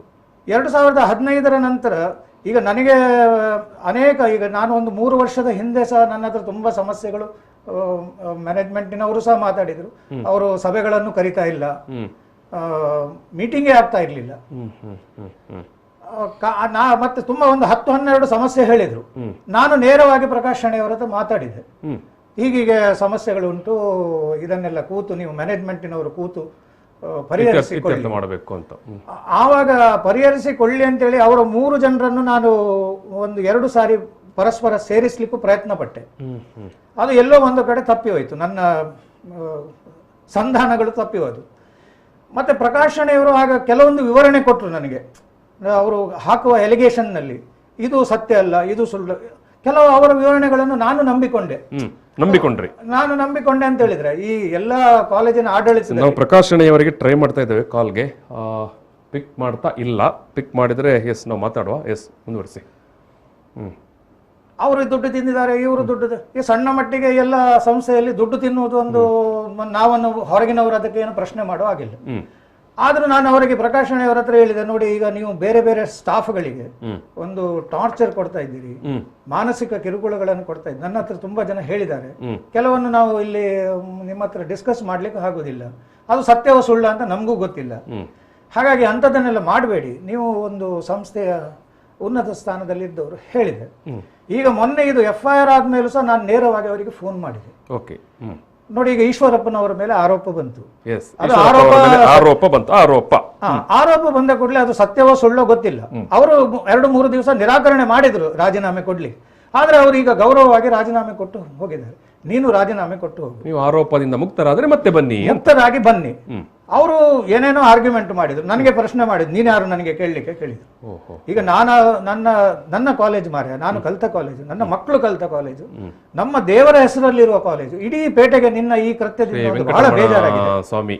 ಹೌದು, ಬಹಳ ಬೇಜಾರಾಗಿದೆ, ಎಲ್ರಿಗೆ ಮನಸ್ಸಿಗೆ ನೋವಾಗಿದೆ.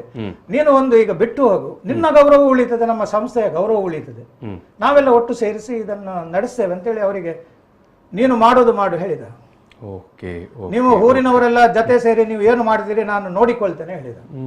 ಅಂದ್ರೆ ಕಾಲೇಜಿಗೆ ಅವರೊಬ್ಬರ ಸುತ್ತ ಹಾಗೆ ನಾನು ಅವರ ಕಮಿಟಿಯ ಹಿರಿಯರಿದ್ದಾರೆ ಅಲ್ಲಿ ಮೈಸೂರಿನಲ್ಲಿದ್ದಾರೆ. ನಾವು ಹೇಳಿದ್ರೆ ನಾವೊಂದು 5 ಜನ ಪೇಟೆಯಿಂದ ನಿಮ್ಮ ಹತ್ರ ಇಲ್ಲಿಯ ಪ್ರಸಕ್ತ ವಿಷಯಗಳ ಬಗ್ಗೆ, ಈಗ ನಮಗೆ ಬಂದ ಮಾಹಿತಿ, ಇದು FIR ಇದು ಇನ್ನು ಒಳ್ಳೇದಲ್ಲ, ಈ ಕಾಲೇಜಿನ ಒಂದು ಘನತೆಗೆ ಒಳ್ಳೆಯದಲ್ಲ. ನಾವು ಬಂದು ನಿಮ್ಮ ಹತ್ರ ಮಾತಾಡ್ತೇವೆ, ನಾವು ನಮ್ಮ ಒಂದು ಊರಿನವರನ್ನು ವಿಶ್ವಾಸಕ್ಕೆ, ಯಾಕಂದ್ರೆ ನಮ್ಮನ್ನು ಯಾರು ಅವರು ಸದಸ್ಯರನ್ನಾಗಿ ಮಾಡಲಿಲ್ಲ ಇಷ್ಟವರೆಗೆ. ಅದು 2002ರಲ್ಲಿ ಅವರು ಒಂದು ಅಮೆಂಡ್ಮೆಂಟ್ ತಂದರು, ಬೈ ಇನ್ವಿಟೇಷನ್ ಅಂತೇಳಿ. ಹಾಗಾಗಿ 1050 ಜನ ಸದಸ್ಯರಿದ್ದ ಸಂಸ್ಥೆಯಲ್ಲಿ ಈಗ ದಾಖಲೆಯಲ್ಲಿರುವವರು 32 ಮಾತ್ರ. 15 ಮಂದಿ ಆಡಳಿತ ಮಂಡಳಿಯಲ್ಲಿ 10 ಮಂದಿ ಒಂದೇ ಫ್ಯಾಮಿಲಿಯವರು ಅಲ್ಲಿ ಒಟ್ಟಾಗಿದ್ದಾರೆ. ಇದು ನಾವು ಅವರಿಗೆ ಇರ್ಲಿ, ನೀವು ಒಳ್ಳೇದಾಗಿ ನಡೆಸ್ತಾ ಇದ್ರೆ ನಮ್ದೇನು ಸಮಸ್ಯೆ ಇಲ್ಲ. ಹಾಗಾಗಿ ನಾವು ನಿಮ್ಮ ಎಲ್ಲರೂ ಮೈಸೂರಲ್ಲಿ 10 ಮಂದಿ ಮೈಸೂರಲ್ಲಿ ಇದ್ದಾರೆ, ನಾವು ಮೈಸೂರಿಗೆ ಬರ್ತೇವೆ, ನಿಮ್ಮ ಹತ್ರ ಕೂತು 1 ಗಂಟೆ 2 ಗಂಟೆ ಮಾತಾಡ್ತೇವೆ ಹೇಳಿದ್ರೆ, ಒಂದು ದಿವಸ ಅವರು ಒಂದು ಮಾತಾಡಿದ್ರು, ಮರನೇ ದಿವಸ ಬೇರೆ ರಿಪ್ಲೈ ಕೊಟ್ಟರು. ಅಲ್ಲಿ ಅವರಲ್ಲಿ ಹಿರಿಯರು ಅಂತ ಹೇಳಿದ್ರೆ ನಾವೆಲ್ಲ ಕಾವೇರಕ್ಕ ಅಂತೇಳಿ ಅವ್ರಿಗೆ ರಘುರಾಮ್ ಪ್ರಭುಗಳ ಹಿರಿಯ ಮಗಳು ಅವಳು ಈಗ ಬಹುಶಃ ಅವರಿಗೆ 80 ದಾಟಿರ್ಬೋದು. ಅವರ ಮಾತುಗಳನ್ನು ಇವರೆಲ್ಲರೂ ಕೇಳ್ತಾರೆ. ಅವರಿಗೆ ನಾವು ಎಷ್ಟು ಗೌರವ ಕೊಟ್ಟಿದ್ದೇವೆ ಅಂತ ಹೇಳಿದ್ರೆ, ನಮ್ಮ ದೇವಸ್ಥಾನದಲ್ಲಿ ಅವರನ್ನು ಮೊಕ್ತೇಶ್ವರನನ್ನಾಗಿ ಮಾಡಿದ್ದೇವೆ. ಒಂದು ಮಹಿಳೆಯನ್ನು ಮೊಕ್ತೇಶ್ವರನನ್ನಾಗಿ ಇಷ್ಟರವರೆಗೆ ಮಾಡಲಿಲ್ಲ. ಆದರೆ ರಘುರಾಮ್ ಪ್ರಭುಗಳ ಒಂದು ಗೌರವಕ್ಕಾಗಿ ಅವರನ್ನು ನಾವು ದೇವಸ್ಥಾನದ ಅವರಿಗೆ ನಾವು ಹೇಳಿ ಕಳಿಸು, ನಾವೊಂದು ಮಾತಾಡ್ತೇವೆ, ನಿಮ್ಮೊಟ್ಟಿಗೆ ಸೇರಿ ನಾವು ಇದು ಕಾಲೇಜನ್ನು ಸರಿ ಮಾಡ್ತೇವೆ. ನಾವೆಲ್ಲ ಈಗ ಎಜುಕೇಟೆಡ್ ನಮ್ಮ ಈ ಸಮುದಾಯದಲ್ಲಿ ಇದ್ದಾರೆ, ಸಾಕಷ್ಟು ಜನ ಡಾಕ್ಟರ್ ಇದ್ದಾರೆ, ಸಾಕಷ್ಟು ಜನ ಇದ್ದಾರೆ, ನಾವೆಲ್ಲ ಸೇರಿ ಪುನಃ ಸರಿ ಮಾಡು, ಅವನನ್ನೊಂದು ಸರಿ ಅವರನ್ನು ಒಂದು ರೆಸೊಲ್ಯೂಷನ್ ಮಾಡಿ ಹೊರಗೆ ಹಾಕಿ ಹೇಳಿದರೆ, ಬಹುಶಃ ನಾನು ಹೇಳೋದು ಸರಿ ಆಗ್ತದೆ ಇಲ್ಲೋ ಗೊತ್ತಿಲ್ಲ. ಅದು ಅವರು ಮಾತು ಹೇಳಿದ್ರು ಒಂದವರು, ನನ್ನ ಹತ್ರ ನೇರ ಮಾತಾಡಲಿಲ್ಲ. ಮಾತು ಬೇಡ, ಅಂತಿಮ ಸಾರಾಂಶ ಏನು ಹೇಳಿ. ಅದೇ ಅವರ ಕಾಲೇಜು ಅವರದ್ದು ಅವರ ಸ್ವಂತದ ಆಸ್ತಿ ಅಂತ ಹೇಳಿಬಿಟ್ರು. ಅದು ನನ್ನ ತಂದೆದ್ದು, ಯಾರು ಹೊರಗಿನವರನ್ನು ನಾವು ಒಳಗೆ ಬರ್ಲಿಕ್ಕೆ ಬಿಡುವುದಿಲ್ಲ ಅಂತ ಹೇಳಿದ್ರು. ಇದು ನಮಗೆ ಬಹಳ ದುಃಖ ಆಯ್ತು, ಇದು ಬಹಳ ನಮಗೆ ನೋವಾಯ್ತು ಸರ್. ಹಾಗಾಗಿ ನಾವೀಗ ಬೇರೆ ಬೇರೆ ರೀತಿಯಲ್ಲಿ ಈಗ ಇನ್ನು ನಾವೇನ್ ಮಾಡು, ಈಗ ನೋಡಿ ನಮ್ಮಲ್ಲಿ ಆಯುಧ ಇಲ್ಲ, ಯುದ್ಧ ಮಾಡಬೇಕು ಆ ರೀತಿಯ ನಾವು ಯಾರು ಸದಸ್ಯರಲ್ಲ, ಅದರಲ್ಲಿ ಸದಸ್ಯರಾದವರೆಲ್ಲ ತೀರಿ ಹೋಗಿದ್ದಾರೆ. ಈಗ ಇರುವುದು 32 ಜನ. 32 ಜನರಲ್ಲಿ ಸಹ ನಾವು ಮೊನ್ನೆ ಪ್ರಯತ್ನ ಪಟ್ಟು ಒಂದು 27 ಜನರದ್ದು ಸಹಿ ಸಂಗ್ರಹ ಮಾಡಿದ್ದೇವೆ. ಉಳಿದವರಿಗೆ ಸಹಿ ಹಾಕ್ಲಿಕ್ಕೆ ಆಗುದಿಲ್ಲ, ಮೆಮೊರಿ ಲಾಸ್ ಆಗಿದೆ. ಒಂದು 3-4 ಜನ ಸತ್ತಿದ್ದಾರೆ ಅದರಲ್ಲಿ ಸಹ. ಹಾಗಾಗಿ ಇದೊಂದು ಇಷ್ಟು ನಿಕೃಷ್ಟ ಪರಿಸ್ಥಿತಿಗೆ ಅವರು ಉದ್ದೇಶಪೂರ್ವಕವಾಗಿ ತಂದದಲ್ಲ, ಅದರ ಒಂದು ನೆಗ್ಲಿಜೆನ್ಸ್ ನಲ್ಲಿ ಅದನ್ನು ತಂದು ಬಿಟ್ಟಿದ್ದಾರೆ. ಈಗ ಇದನ್ನು ಕಾನೂನು ನೀವು ಸಹಿ ಹಾಕುವ ಇರುವಂತ 32 ಮಂದಿಯನ್ನು ಸಂಪರ್ಕ ಮಾಡಿದ ಉದ್ದೇಶ ಅಂದ್ರೆ ಈ ಪ್ರಕಾಶ್ ಶೆಣೈಯವರು ರಾಜೀನಾಮೆ ಕೊಡಬೇಕು, ಎಫ್ಐಆರ್ ಆಗಿದೆ ಅವರ ಮೇಲೆ. ಮೆಮೊರಾಂಡಮ್ ನಲ್ಲಿ ಒಂದು 30 ಜನ ಸೇರಿ ಒಂದು ಮಹಾಸಭೆ ಮಾಡಿ, ಆ ಮಹಾಸಭೆಯಲ್ಲಿ ಕೈಗೊಂಡ ನಿರ್ಣಯವನ್ನು ಆಡಳಿತ ಮಂಡಳಿ ಒಪ್ಪಬೇಕು ಅನ್ನೋ ಒಂದು ರೀತಿಯಲ್ಲಿ ಅರ್ಥದಲ್ಲಿ ಒಂದು ಅದರಲ್ಲಿ ಇದು ಉಂಟು, ಬೈಲಾಸ್ ಅಲ್ಲಿ ಉಂಟು. ಹಾಗೆ ನಾವು 30 ಮಂದಿ ಸೇರಿ ಎಲ್ಲಿ ಅದು ಸಹ ಅದರಲ್ಲೂ ಕಷ್ಟ ಇದೆ, ಅದು ಪ್ರಿಮೇಸರ್ಸ್ ಅಲ್ಲಿ ಆಗ್ಬೇಕು, ಕಾಲೇಜ್ ಪ್ರಿಮೇಸರ್ಸ್ ಅಲ್ಲಿ ಆಗ್ಬೇಕೆಲ್ಲ ಇದೆ. ಒಟ್ಟು ಅಲ್ಲಿ ನಿಮ್ಮ ಆಶಯ ಏನಿತ್ತು ಅಂತ ಹೇಳಿದ್ರೆ, ಮಹಿಳಾ ದೌರ್ಜನ್ಯ ಪ್ರಕರಣದ ಆರೋಪಿಯಾಗಿರುವಂತ ಪ್ರಕಾಶ್ ಶೆಣೈಯವರು ಸಂಚಾಲಕ ಸ್ಥಾನದಿಂದ ರಾಜೀನಾಮೆ ಕೊಡಬೇಕಂತ ನಿಮ್ಮ ಬೇಡಿಕೆನಾ? ಒಂದು ನಿಮಿಷ ಸರ್, ಪ್ರಕಾಶ್ ಶೆಣೈ ಅವರದ್ದು ಇದು ಒಂದೇ ಆರೋಪ ಅಲ್ಲ, ಇದು ಆರೋಪ ದಾಖಲಾಗಿರುವುದು. ಓಕೆ, ದಾಖಲಾಗದೇ ಇರುವುದು ಬಹಳಷ್ಟು ಜನ. ಈಗ ಅವರು ದೌರ್ಜನ್ಯಕ್ಕೊಳಗಾದ ಅಧ್ಯಾಪಕಿಯರೇ ಬಂದು ನಮ್ಮ ಹತ್ರ ಹೇಳಿದ್ದಾರೆ, ನಾವು ಏನು ಮಾಡಬೇಕು ಗೊತ್ತಾಗೋದಿಲ್ಲ, ನೀನು ನನಗೆ 15 ಅವಳು ಅಂತೇಳಿ ಅವರು ಒಂದು ನೇರವಾಗಿ ಒಬ್ಬಳು ಮದುವೆ ಹುಡುಗಿಗೆ ಒಂದು ಅಧ್ಯಾಪಕಿಗೆ ಹೇಳಿದನು. ಏನರ್ಥ ಸರ್ ಇದು?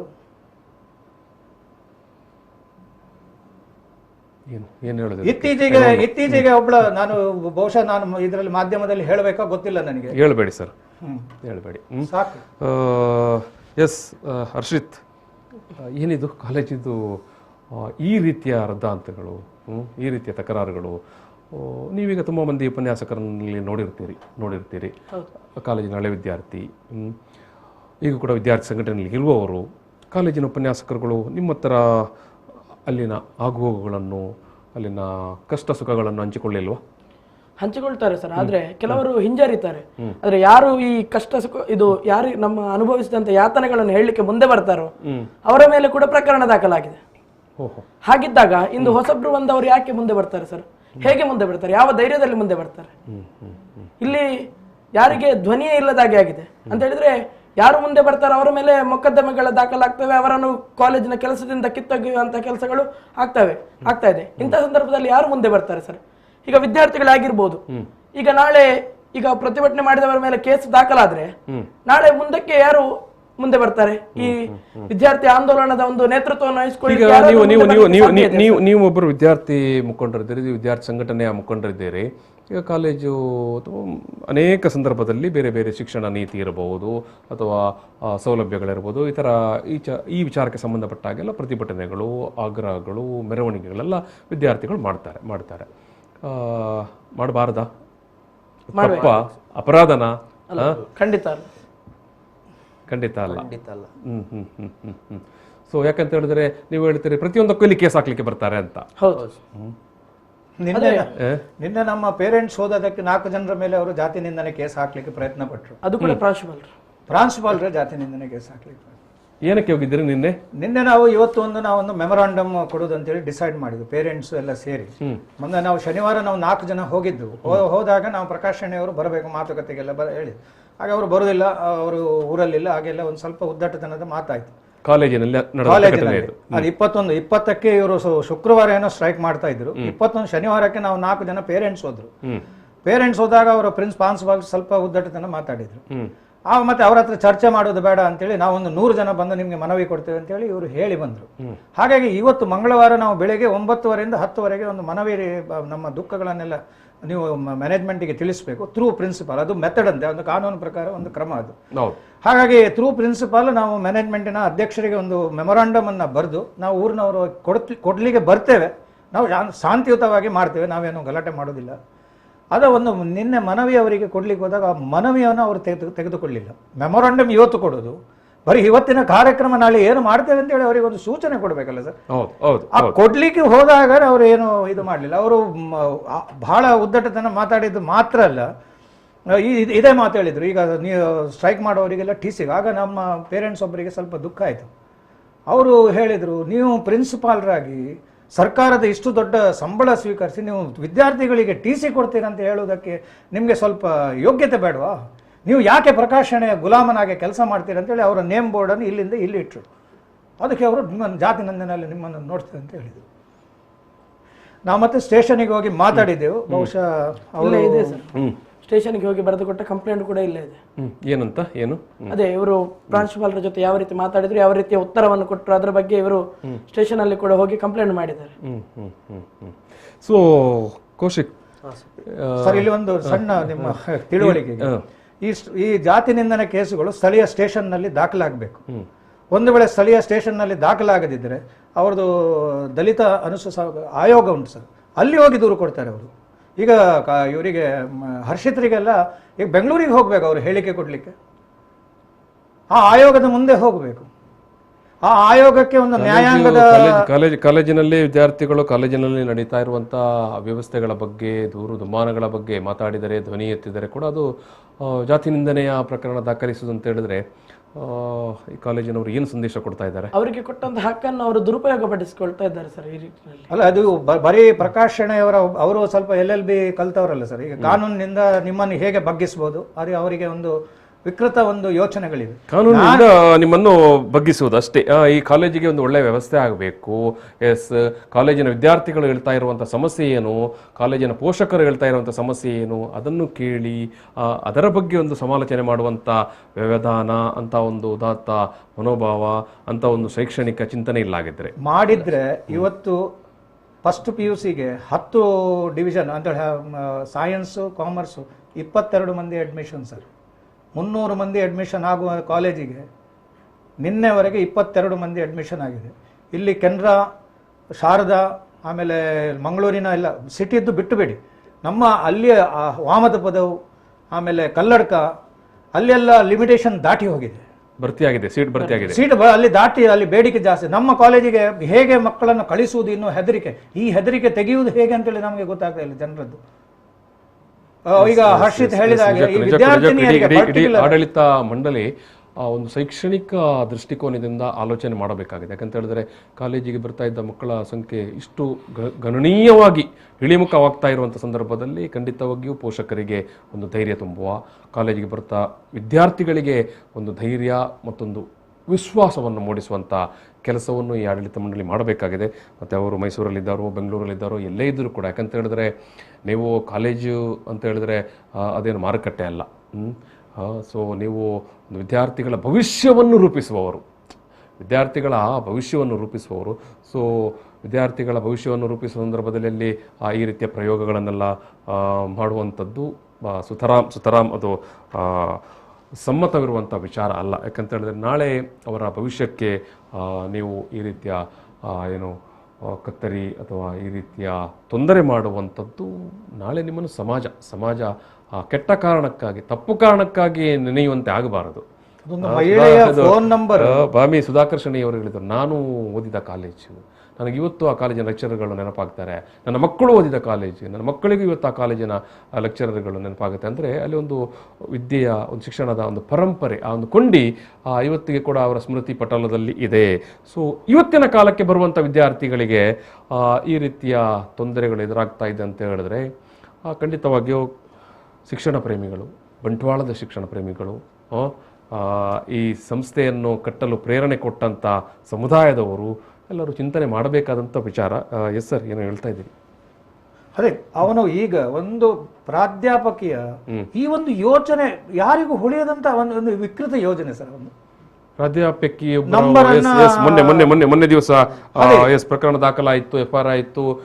ಆ ಪ್ರಾಧ್ಯಾಪಕಿಯ ನಂಬರ್ ಅನ್ನು ಎಲ್ಲೆಲ್ಲೋ ಸಾರ್ವಜನಿಕ ಬಸ್ ನಿಲ್ದಾಣಗಳಲ್ಲಿ ಶೌಚಾಲಯಗಳಲ್ಲಿ ಬರೆಸಿ ಬಂದಂತ ಅಶ್ಲೀಲವಾಗಿ ಬರೆದದ್ದು. ಅಲ್ಲ, ಯಾಕೆ ಈ ಉಪನ್ಯಾಸಕ್ಕೆ ಮೇಲೆ ಇವರಿಗೆ ಇಷ್ಟೆಲ್ಲ ಕೋಪ, ತಕರಾರು? ಅದೇ ನಾನು ಕೇಳಿದೆ ಅವರಿಗೆ, ಯಾಕೆ ಅವರಿಗೆ ಈ ತರ ತೊಂದರೆ ಕೊಡ್ತಾ ಇದ್ದೀರಿ. ನಾನು ಮಾತಾಡುವಾಗ ಅವರಲ್ಲಿ ಫೋನ್ನಲ್ಲಿ ಕೇಳಿದೆ.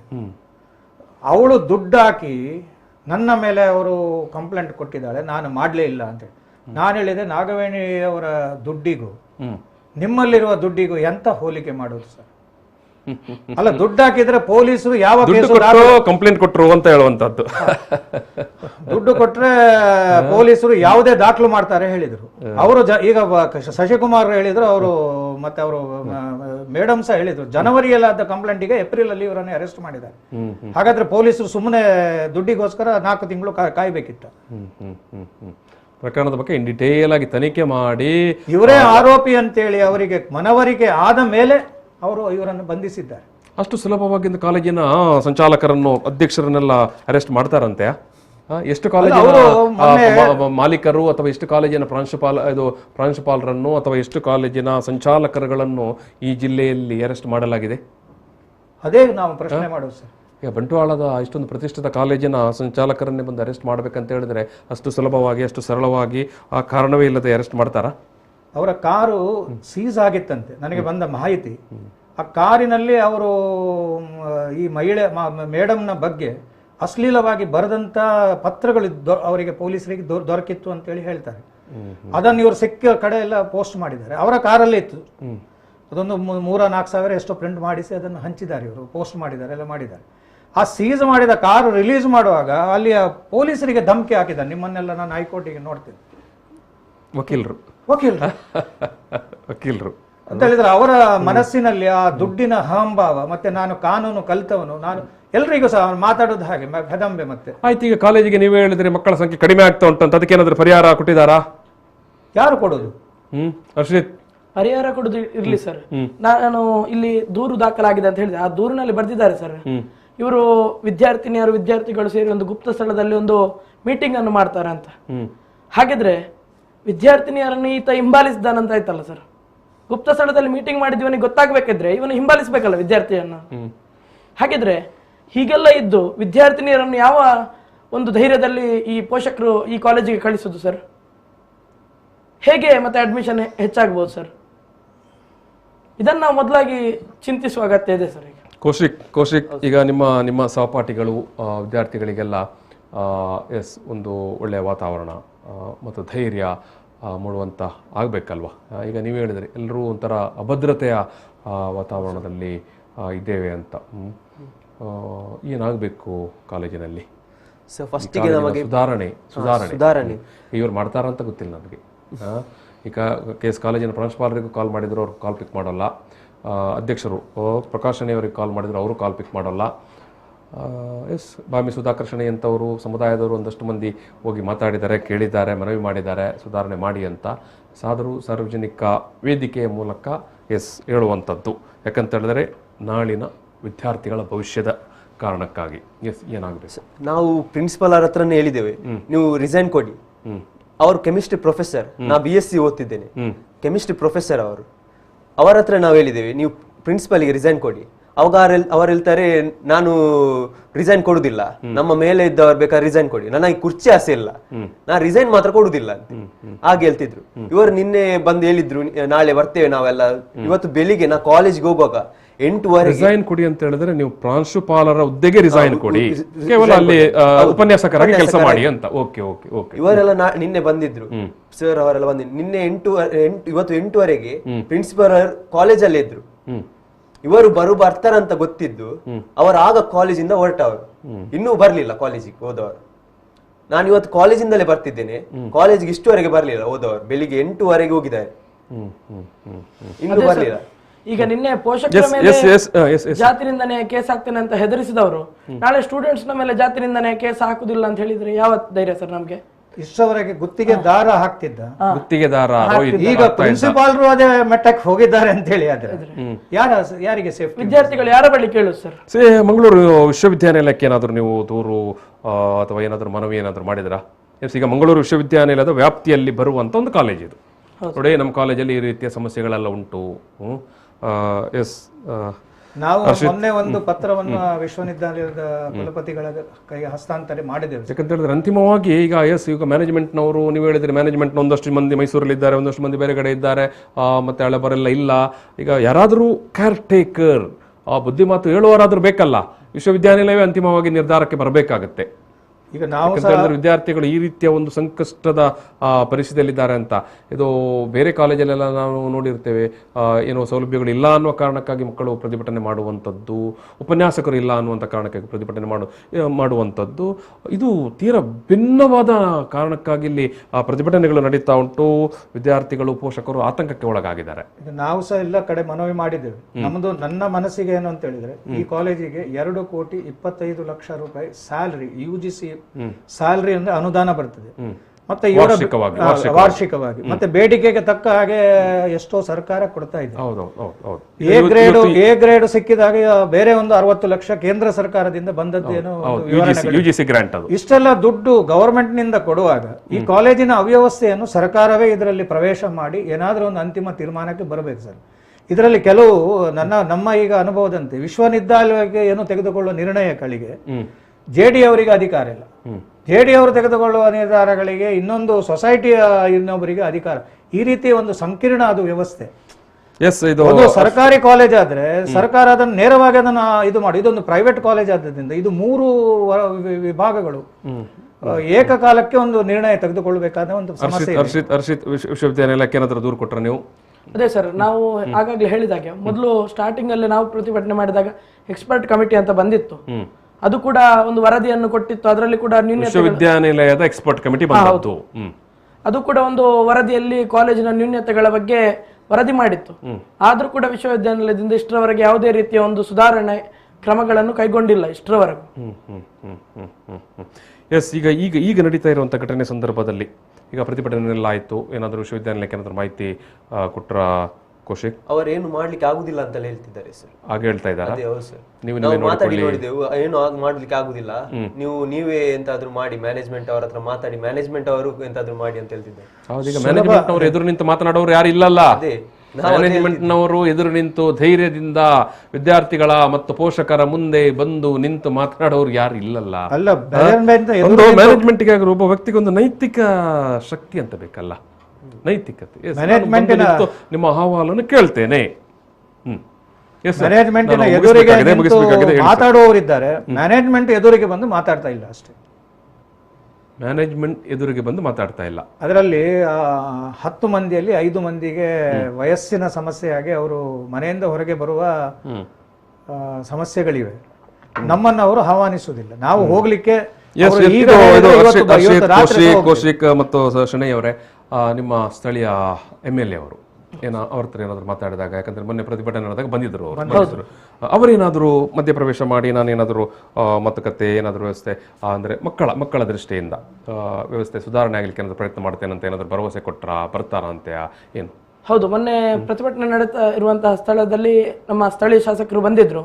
ಅವರು ವಿದ್ಯಾರ್ಥಿಗಳಿಗೆ ಏನು ಭರವಸೆಯನ್ನು ಕೊಟ್ಟ ಅಂತ ಹೇಳಿದ್ರೆ, ನಾನು ಈ ಕೂಡ್ಲೆ ಉನ್ನತ ಶಿಕ್ಷಣ ಸಚಿವರ ಬಳಿಗೆ ಈ ಸಮಸ್ಯೆಯನ್ನು ತೆಗೆದುಕೊಂಡು ಹೋಗ್ತೇನೆ. ಆದಷ್ಟು ಶೀಘ್ರವಾಗಿ, ಎಷ್ಟು ಶೀಘ್ರವಾಗಿ ಆಗ್ತದೋ ಅಷ್ಟು ಶೀಘ್ರವಾಗಿ ಇದಕ್ಕೆ ಪರಿಹಾರವನ್ನು ಒದಗಿಸಿಕೊಡ್ತೇನೆ. ಅಷ್ಟರವರೆಗೆ ನೀವು ತರಗತಿಗಳನ್ನು ಮಿಸ್ ಮಾಡಬೇಡಿ, ತರಗತಿಗಳಿಗೆ ನೀವು ಹಾಜರಾಗಿ, ನಾನು ಆದಷ್ಟು ಶೀಘ್ರವಾಗಿ ನೀವು ನನ್ನಲ್ಲಿಗೆ ಬನ್ನಿ. ನಾನು ನಿಮ್ಮ ನಿಯೋಗ ಏನಿದೆ ವಿದ್ಯಾರ್ಥಿಗಳ, ಆ ನಿಯೋಗವನ್ನು ನಾನು ಸಚಿವರ ಬಳಿ ಕರ್ಕೊಂಡು ಹೋಗ್ತೇನೆ. ಹಾಗೆ ಯಾರು ಈ ಪೇಟೆಯವರೆಲ್ಲ ಇದ್ದಾರೆ, ಯಾರು ಅವರನ್ನು ಕೂಡ, ಬಂಟ್ವಾಳ ಪೇಟೆಯವರನ್ನು ಕೂಡ ಒಟ್ಟಿಗೆ ನಾನು ಸಚಿವರ ಬಳಿಗೆ ಕರ್ಕೊಂಡು ಹೋಗಿ ಅವರ ಹತ್ರ ಮಾತಾಡಿ ಒಂದು ಅಂತಿಮ ಪರಿಹಾರ ಈ ಸಲ ಒಂದು ದೊರಕಿಸಿ ಕೊಡ್ತೇನೆ ಅನ್ನುವಂತ ಒಂದು ಭರವಸೆಯನ್ನು ವಿದ್ಯಾರ್ಥಿಗಳಿಗೆ ಈ ಮೂಲಕ ಕೊಟ್ಟಿದ್ದಾರೆ. ಹಾಗಾಗಿ ವಿದ್ಯಾರ್ಥಿಗಳು ಮೊನ್ನೆ ದಿನ ತರಗತಿಗೆ ತೆರಳಿ ಈಗ ಕ್ಲಾಸ್ಗಳನ್ನು ಕೇಳ್ತಾ ಇದ್ದಾರೆ. ಬದಲಾಗಿ ಯಾರದೋ ಒಂದು ಹೆದರಿಕೆಗೆ ಒಳಗಾಗಿ ಸ್ಟೂಡೆಂಟ್ಸ್ ಈಗ ಕ್ಲಾಸ್ಗೆ ಹೋಗ್ತಾ ಇಲ್ಲ. ಬದಲಾಗಿ ಏನು ಶಾಸಕರು ಏನು ಕೊಟ್ಟಂತ ಭರವಸೆ ಏನಿದೆ ಅದಕ್ಕಾಗಿ ವಿದ್ಯಾರ್ಥಿಗಳು ಕ್ಲಾಸಿಗೆ ಹೋಗ್ತಾ ಇದ್ದಾರೆ. ಆದ್ರೆ ಇದು ಇನ್ನು ಕೂಡ ಮುಂದುವರೆದಲ್ಲಿ ವಿದ್ಯಾರ್ಥಿಗಳು ಮತ್ತೆ ಇನ್ನು ಬೀದಿಗೆ ಬರುವಂತಹ ಸ್ಥಿತಿ SVS ನಲ್ಲಿ ಈಗಲೂ ಕೂಡ ಇದೆ. ಅದನ್ನ ನಾವು ಈಗ ಗಮನಿಸಬೇಕು. ಈಗ 400 ಜನ ವಿದ್ಯಾರ್ಥಿಗಳಲ್ಲಿ ನನಗೆ ಮಾಹಿತಿ ಬಂದ ಹಾಗೆ 350 ಜನ ಈ ಸ್ಟ್ರೈಕಿಗೆ ಕೂತ್ಕೊಂಡಿದೆ. 800 ವಿದ್ಯಾರ್ಥಿಗಳು ಇದ್ರು ಡಿಗ್ರಿಯಲ್ಲಿ, ಅದು 400ಕ್ಕೆ ಬಂದು ತಲುಪಿದೆ ಈಗ. ಆ 400ರಲ್ಲಿ ಈಗ 350 ಜನರು ಈಗ ಎಲ್ಲಾ ವಿದ್ಯಾರ್ಥಿಗಳು ಇವರ ನೇತೃತ್ವದಲ್ಲಿ ಮೊನ್ನೆ ಪ್ರತಿಭಟನೆಗೆ ಬಂದಿದ್ದಾರೆ. ಅಷ್ಟು ಜನ ವಿದ್ಯಾರ್ಥಿಗಳಿಗೆ ಒಂದು ಭಯದ ವಾತಾವರಣ ಅಲ್ಲಿ ಮೂಡಿದೆ. ನಾವು ಏನಾದ್ರೂ ಮಾಡಲೇಬೇಕು ಅನ್ನೋ ಒಂದು ವಾತಾವರಣ ಮೂಡಿದೆ. ಎಸ್ ಖಂಡಿತಕ್ಕೂ ಒಂದು ಪರಂಪರೆ ಇರುವಂಥ, ಒಂದು ಇತಿಹಾಸ ಇರುವಂಥ ಒಂದು ಸದುದ್ದೇಶದಿಂದ ನೂರಾರು ಮಂದಿ ಹಿರಿಯರು ಸೇರಿ ಆರಂಭಿಸಿದಂಥ ಶ್ರೀ ವೆಂಕಟರಮಣ ಸ್ವಾಮಿ ಕಾಲೇಜ್ ಬಂಟ್ವಾಳ, ಏನು ಆರಂಭದ ಏನು ಹಿರಿಯರು, ನೀವು ಹೇಳಿದ ಅನೇಕ ಮಂದಿ ಹೆಸರನ್ನು ಹೇಳಿದಿರಿ ಶೆಣೆಯವರೇ. ಅವರೆಲ್ಲರ ಉದಾತ್ತ ಒಂದು ಆಲೋಚನೆ, ಕನಸಿನಿಂದಾಗಿ ಈ ಕಾಲೇಜ್ ಆರಂಭವಾಗಿತ್ತು. ಸಾವಿರಾರು ಜನಕ್ಕೆ ವಿದ್ಯಾಭ್ಯಾಸವನ್ನು ಕೊಟ್ಟಿತ್ತು. ಸಾವಿರಾರು ಜನ ಕಾಲೇಜಿಗೆ ಇನ್ನೂ ಕೂಡ ಋಣಿಗಳಾಗಿದ್ದಾರೆ. ಋಣ ಇದೆ. ಸೊ ಮುಂದಕ್ಕೆ ಕೂಡ ಈ ಕಾಲೇಜು ಒಳ್ಳೆಯದಾಗಬೇಕು. ಕಾಲೇಜಿನಲ್ಲಿ ಬರ್ತಾ ಇರುವಂಥ ವಿದ್ಯಾರ್ಥಿಗಳಿಗೆ ಅವರ ಭವಿಷ್ಯವನ್ನು ಒಳ್ಳೆಯ ರೀತಿಯಲ್ಲಿ ರೂಪಿಸಿಕೊಳ್ಳಿಕ್ಕೆ ಅವಕಾಶ ಆಗಬೇಕು. ಈ ರೀತಿಯ ಗೊಂದಲಗಳು, ಈಗ ನಡೀತಾ ಇರುವಂಥ ಗೊಂದಲಗಳೆಲ್ಲ ಏನು ಅದು ನಿರ್ಮಲವಾಗಬೇಕು. ಈ ನಿಟ್ಟಿನಲ್ಲಿ ಶಾಸಕರು ಕೊಟ್ಟಂಥ ಭರವಸೆ, ಸಚಿವರ ಹತ್ರ ಕರ್ಕೊಂಡೋಗಿ ಮಾತಾಡ್ತೇನೆ ಅಂತ. ಸೊ ಇನ್ನೊಂದು ಕಡೆ ಶೆಣೆಯವರು ಏನು ಸಮಾಜದ ವತಿಯಿಂದ ನಿಯೋಗವನ್ನು ಆಡಳಿತ ಮಂಡಳಿಯವರ ಜೊತೆಗೆ ಮಾತುಕತೆಗೆ ಹೊರಟಿರುವಂಥದ್ದು ಒಂದು ಮಟ್ಟಿಗೆ ಅದು ಒಳ್ಳೆಯ ಫಲಶ್ರುತಿಯನ್ನು ತಂದುಕೊಡಲಿ ಅಂತ ನಾವು ಇಲ್ಲಿ ಆಶಯವನ್ನು ವ್ಯಕ್ತಪಡಿಸ್ತೇನೆ. ಕೌಶಿಕ್, ಮತ್ತೆ ನೀನು ಈಗ ತರಗತಿಗೆ ಹೋದಾಗ ಕೇಸ್ ದಾಖಲಿಸ್ತಾರೋ ಇಲ್ವೋ ನನಗೆ ಗೊತ್ತಿಲ್ಲ. ನಾನು ಮತ್ತೊಮ್ಮೆ ಶೆಣೆಯವರೇ ನಿಮಗೆ ಪ್ರೀತಿಪೂರ್ವಕ ಧನ್ಯವಾದಗಳು. ಈ ಒಂದು ಮಾತುಕತೆಯನ್ನು ಸಮಾಪನ ಮಾಡುವಾಗ ನಮಸ್ಕಾರ. ನಿಮ್ಮ ಕಾಳಜಿಗೆ ಮತ್ತು ಈ ಸಂಸ್ಥೆಯ ಮೇಲೆ ನಿಮಗೆ ಇರುವಂಥ ಪ್ರೀತಿಗೆ ಇದು ದೂರು ಹೇಳುವ ಸಲುವಾಗಿ ಮಾತುಕತೆ ಅಲ್ಲ. ಈ ಕಾಲೇಜಿನ ಆ ಹಳೆಯ ಪರಂಪರೆ ಅದು ಯಥಾ ಪ್ರಕಾರ ಮುಂದುವರಿಸಿಕೊಂಡು ಹೋಗಬೇಕು, ಒಳ್ಳೆಯದಾಗಬೇಕು ಅನ್ನೋಂಥ ಒಂದು ಕಾಳಜಿಯಿಂದ ಇವತ್ತಿನ ಮಾತುಕತೆ. ಕೌಶಿಕ್, ಪ್ರೀತಿಪೂರ್ವಕ ಧನ್ಯವಾದಗಳು. ಅದೇ ರೀತಿಯಾಗಿ ಹರ್ಷಿತ್, ಧನ್ಯವಾದಗಳು. ನಾನು ಈ ಒಂದು ಮಾತುಕತೆಯನ್ನು ಸಮಾಪನ ಮಾಡ್ತಾ ಇದ್ದೇನೆ. ಸಮಾಪನ ಮಾಡುವಾಗ ಕೂಡ ಹೇಳುವಂಥದ್ದು, ಕಾಲೇಜಿನ ಪ್ರಾಂಶುಪಾಲರು ಮತ್ತು ಮ್ಯಾನೇಜ್ಮೆಂಟ್ನ ಸಂಚಾಲಕರನ್ನು ನಾವು ದೂರವಾಣಿ ಮೂಲಕ ಪ್ರಯತ್ನ ಮಾಡಿದ್ದೆವು ಸತತವಾಗಿ. ಇಬ್ಬರು ಕಾಲ್ ಪಿಕ್ ಮಾಡಲಿಲ್ಲ. ಆದರೂ ಸಂದೇಶಗಳು ಅವರಿಗೆ ಕೇಳಿರುತ್ತೆ, ನೋಡಿರುತ್ತೆ, ಅಥವಾ ಇನ್ನೂ ನೋಡಬಹುದು, ಯೂಟ್ಯೂಬ್ನಲ್ಲಿ ಇರುತ್ತೆ. ಇಲ್ಲಿ ಒಟ್ಟು ಆಶಯ ಇಷ್ಟೇ: ಮಕ್ಕಳ ಶಿಕ್ಷಣ, ಒಳ್ಳೆಯ ಶಿಕ್ಷಣ, ಮಕ್ಕಳ ಭವಿಷ್ಯ, ಈ ಮಕ್ಕಳ ಮತ್ತು ಈ ಪೋಷಕರು ಈ ಕಾಲೇಜಿನ ಮೇಲೆ ಇಟ್ಟಿರುವಂಥ ವಿಶ್ವಾಸಕ್ಕೆ ಸೂಕ್ತವಾದಂಥ ಭರವಸೆಯನ್ನು ಒದಗಿಸಿಕೊಡುವ ನಿಟ್ಟಿನಲ್ಲಿ ಶ್ರೀ ವೆಂಕಟರಮಣ ಸ್ವಾಮಿ ಕಾಲೇಜಿನ ಆಡಳಿತ ಮಂಡಳಿಯವರು ಪ್ರಯತ್ನ ಮಾಡಲಿ. Thank you.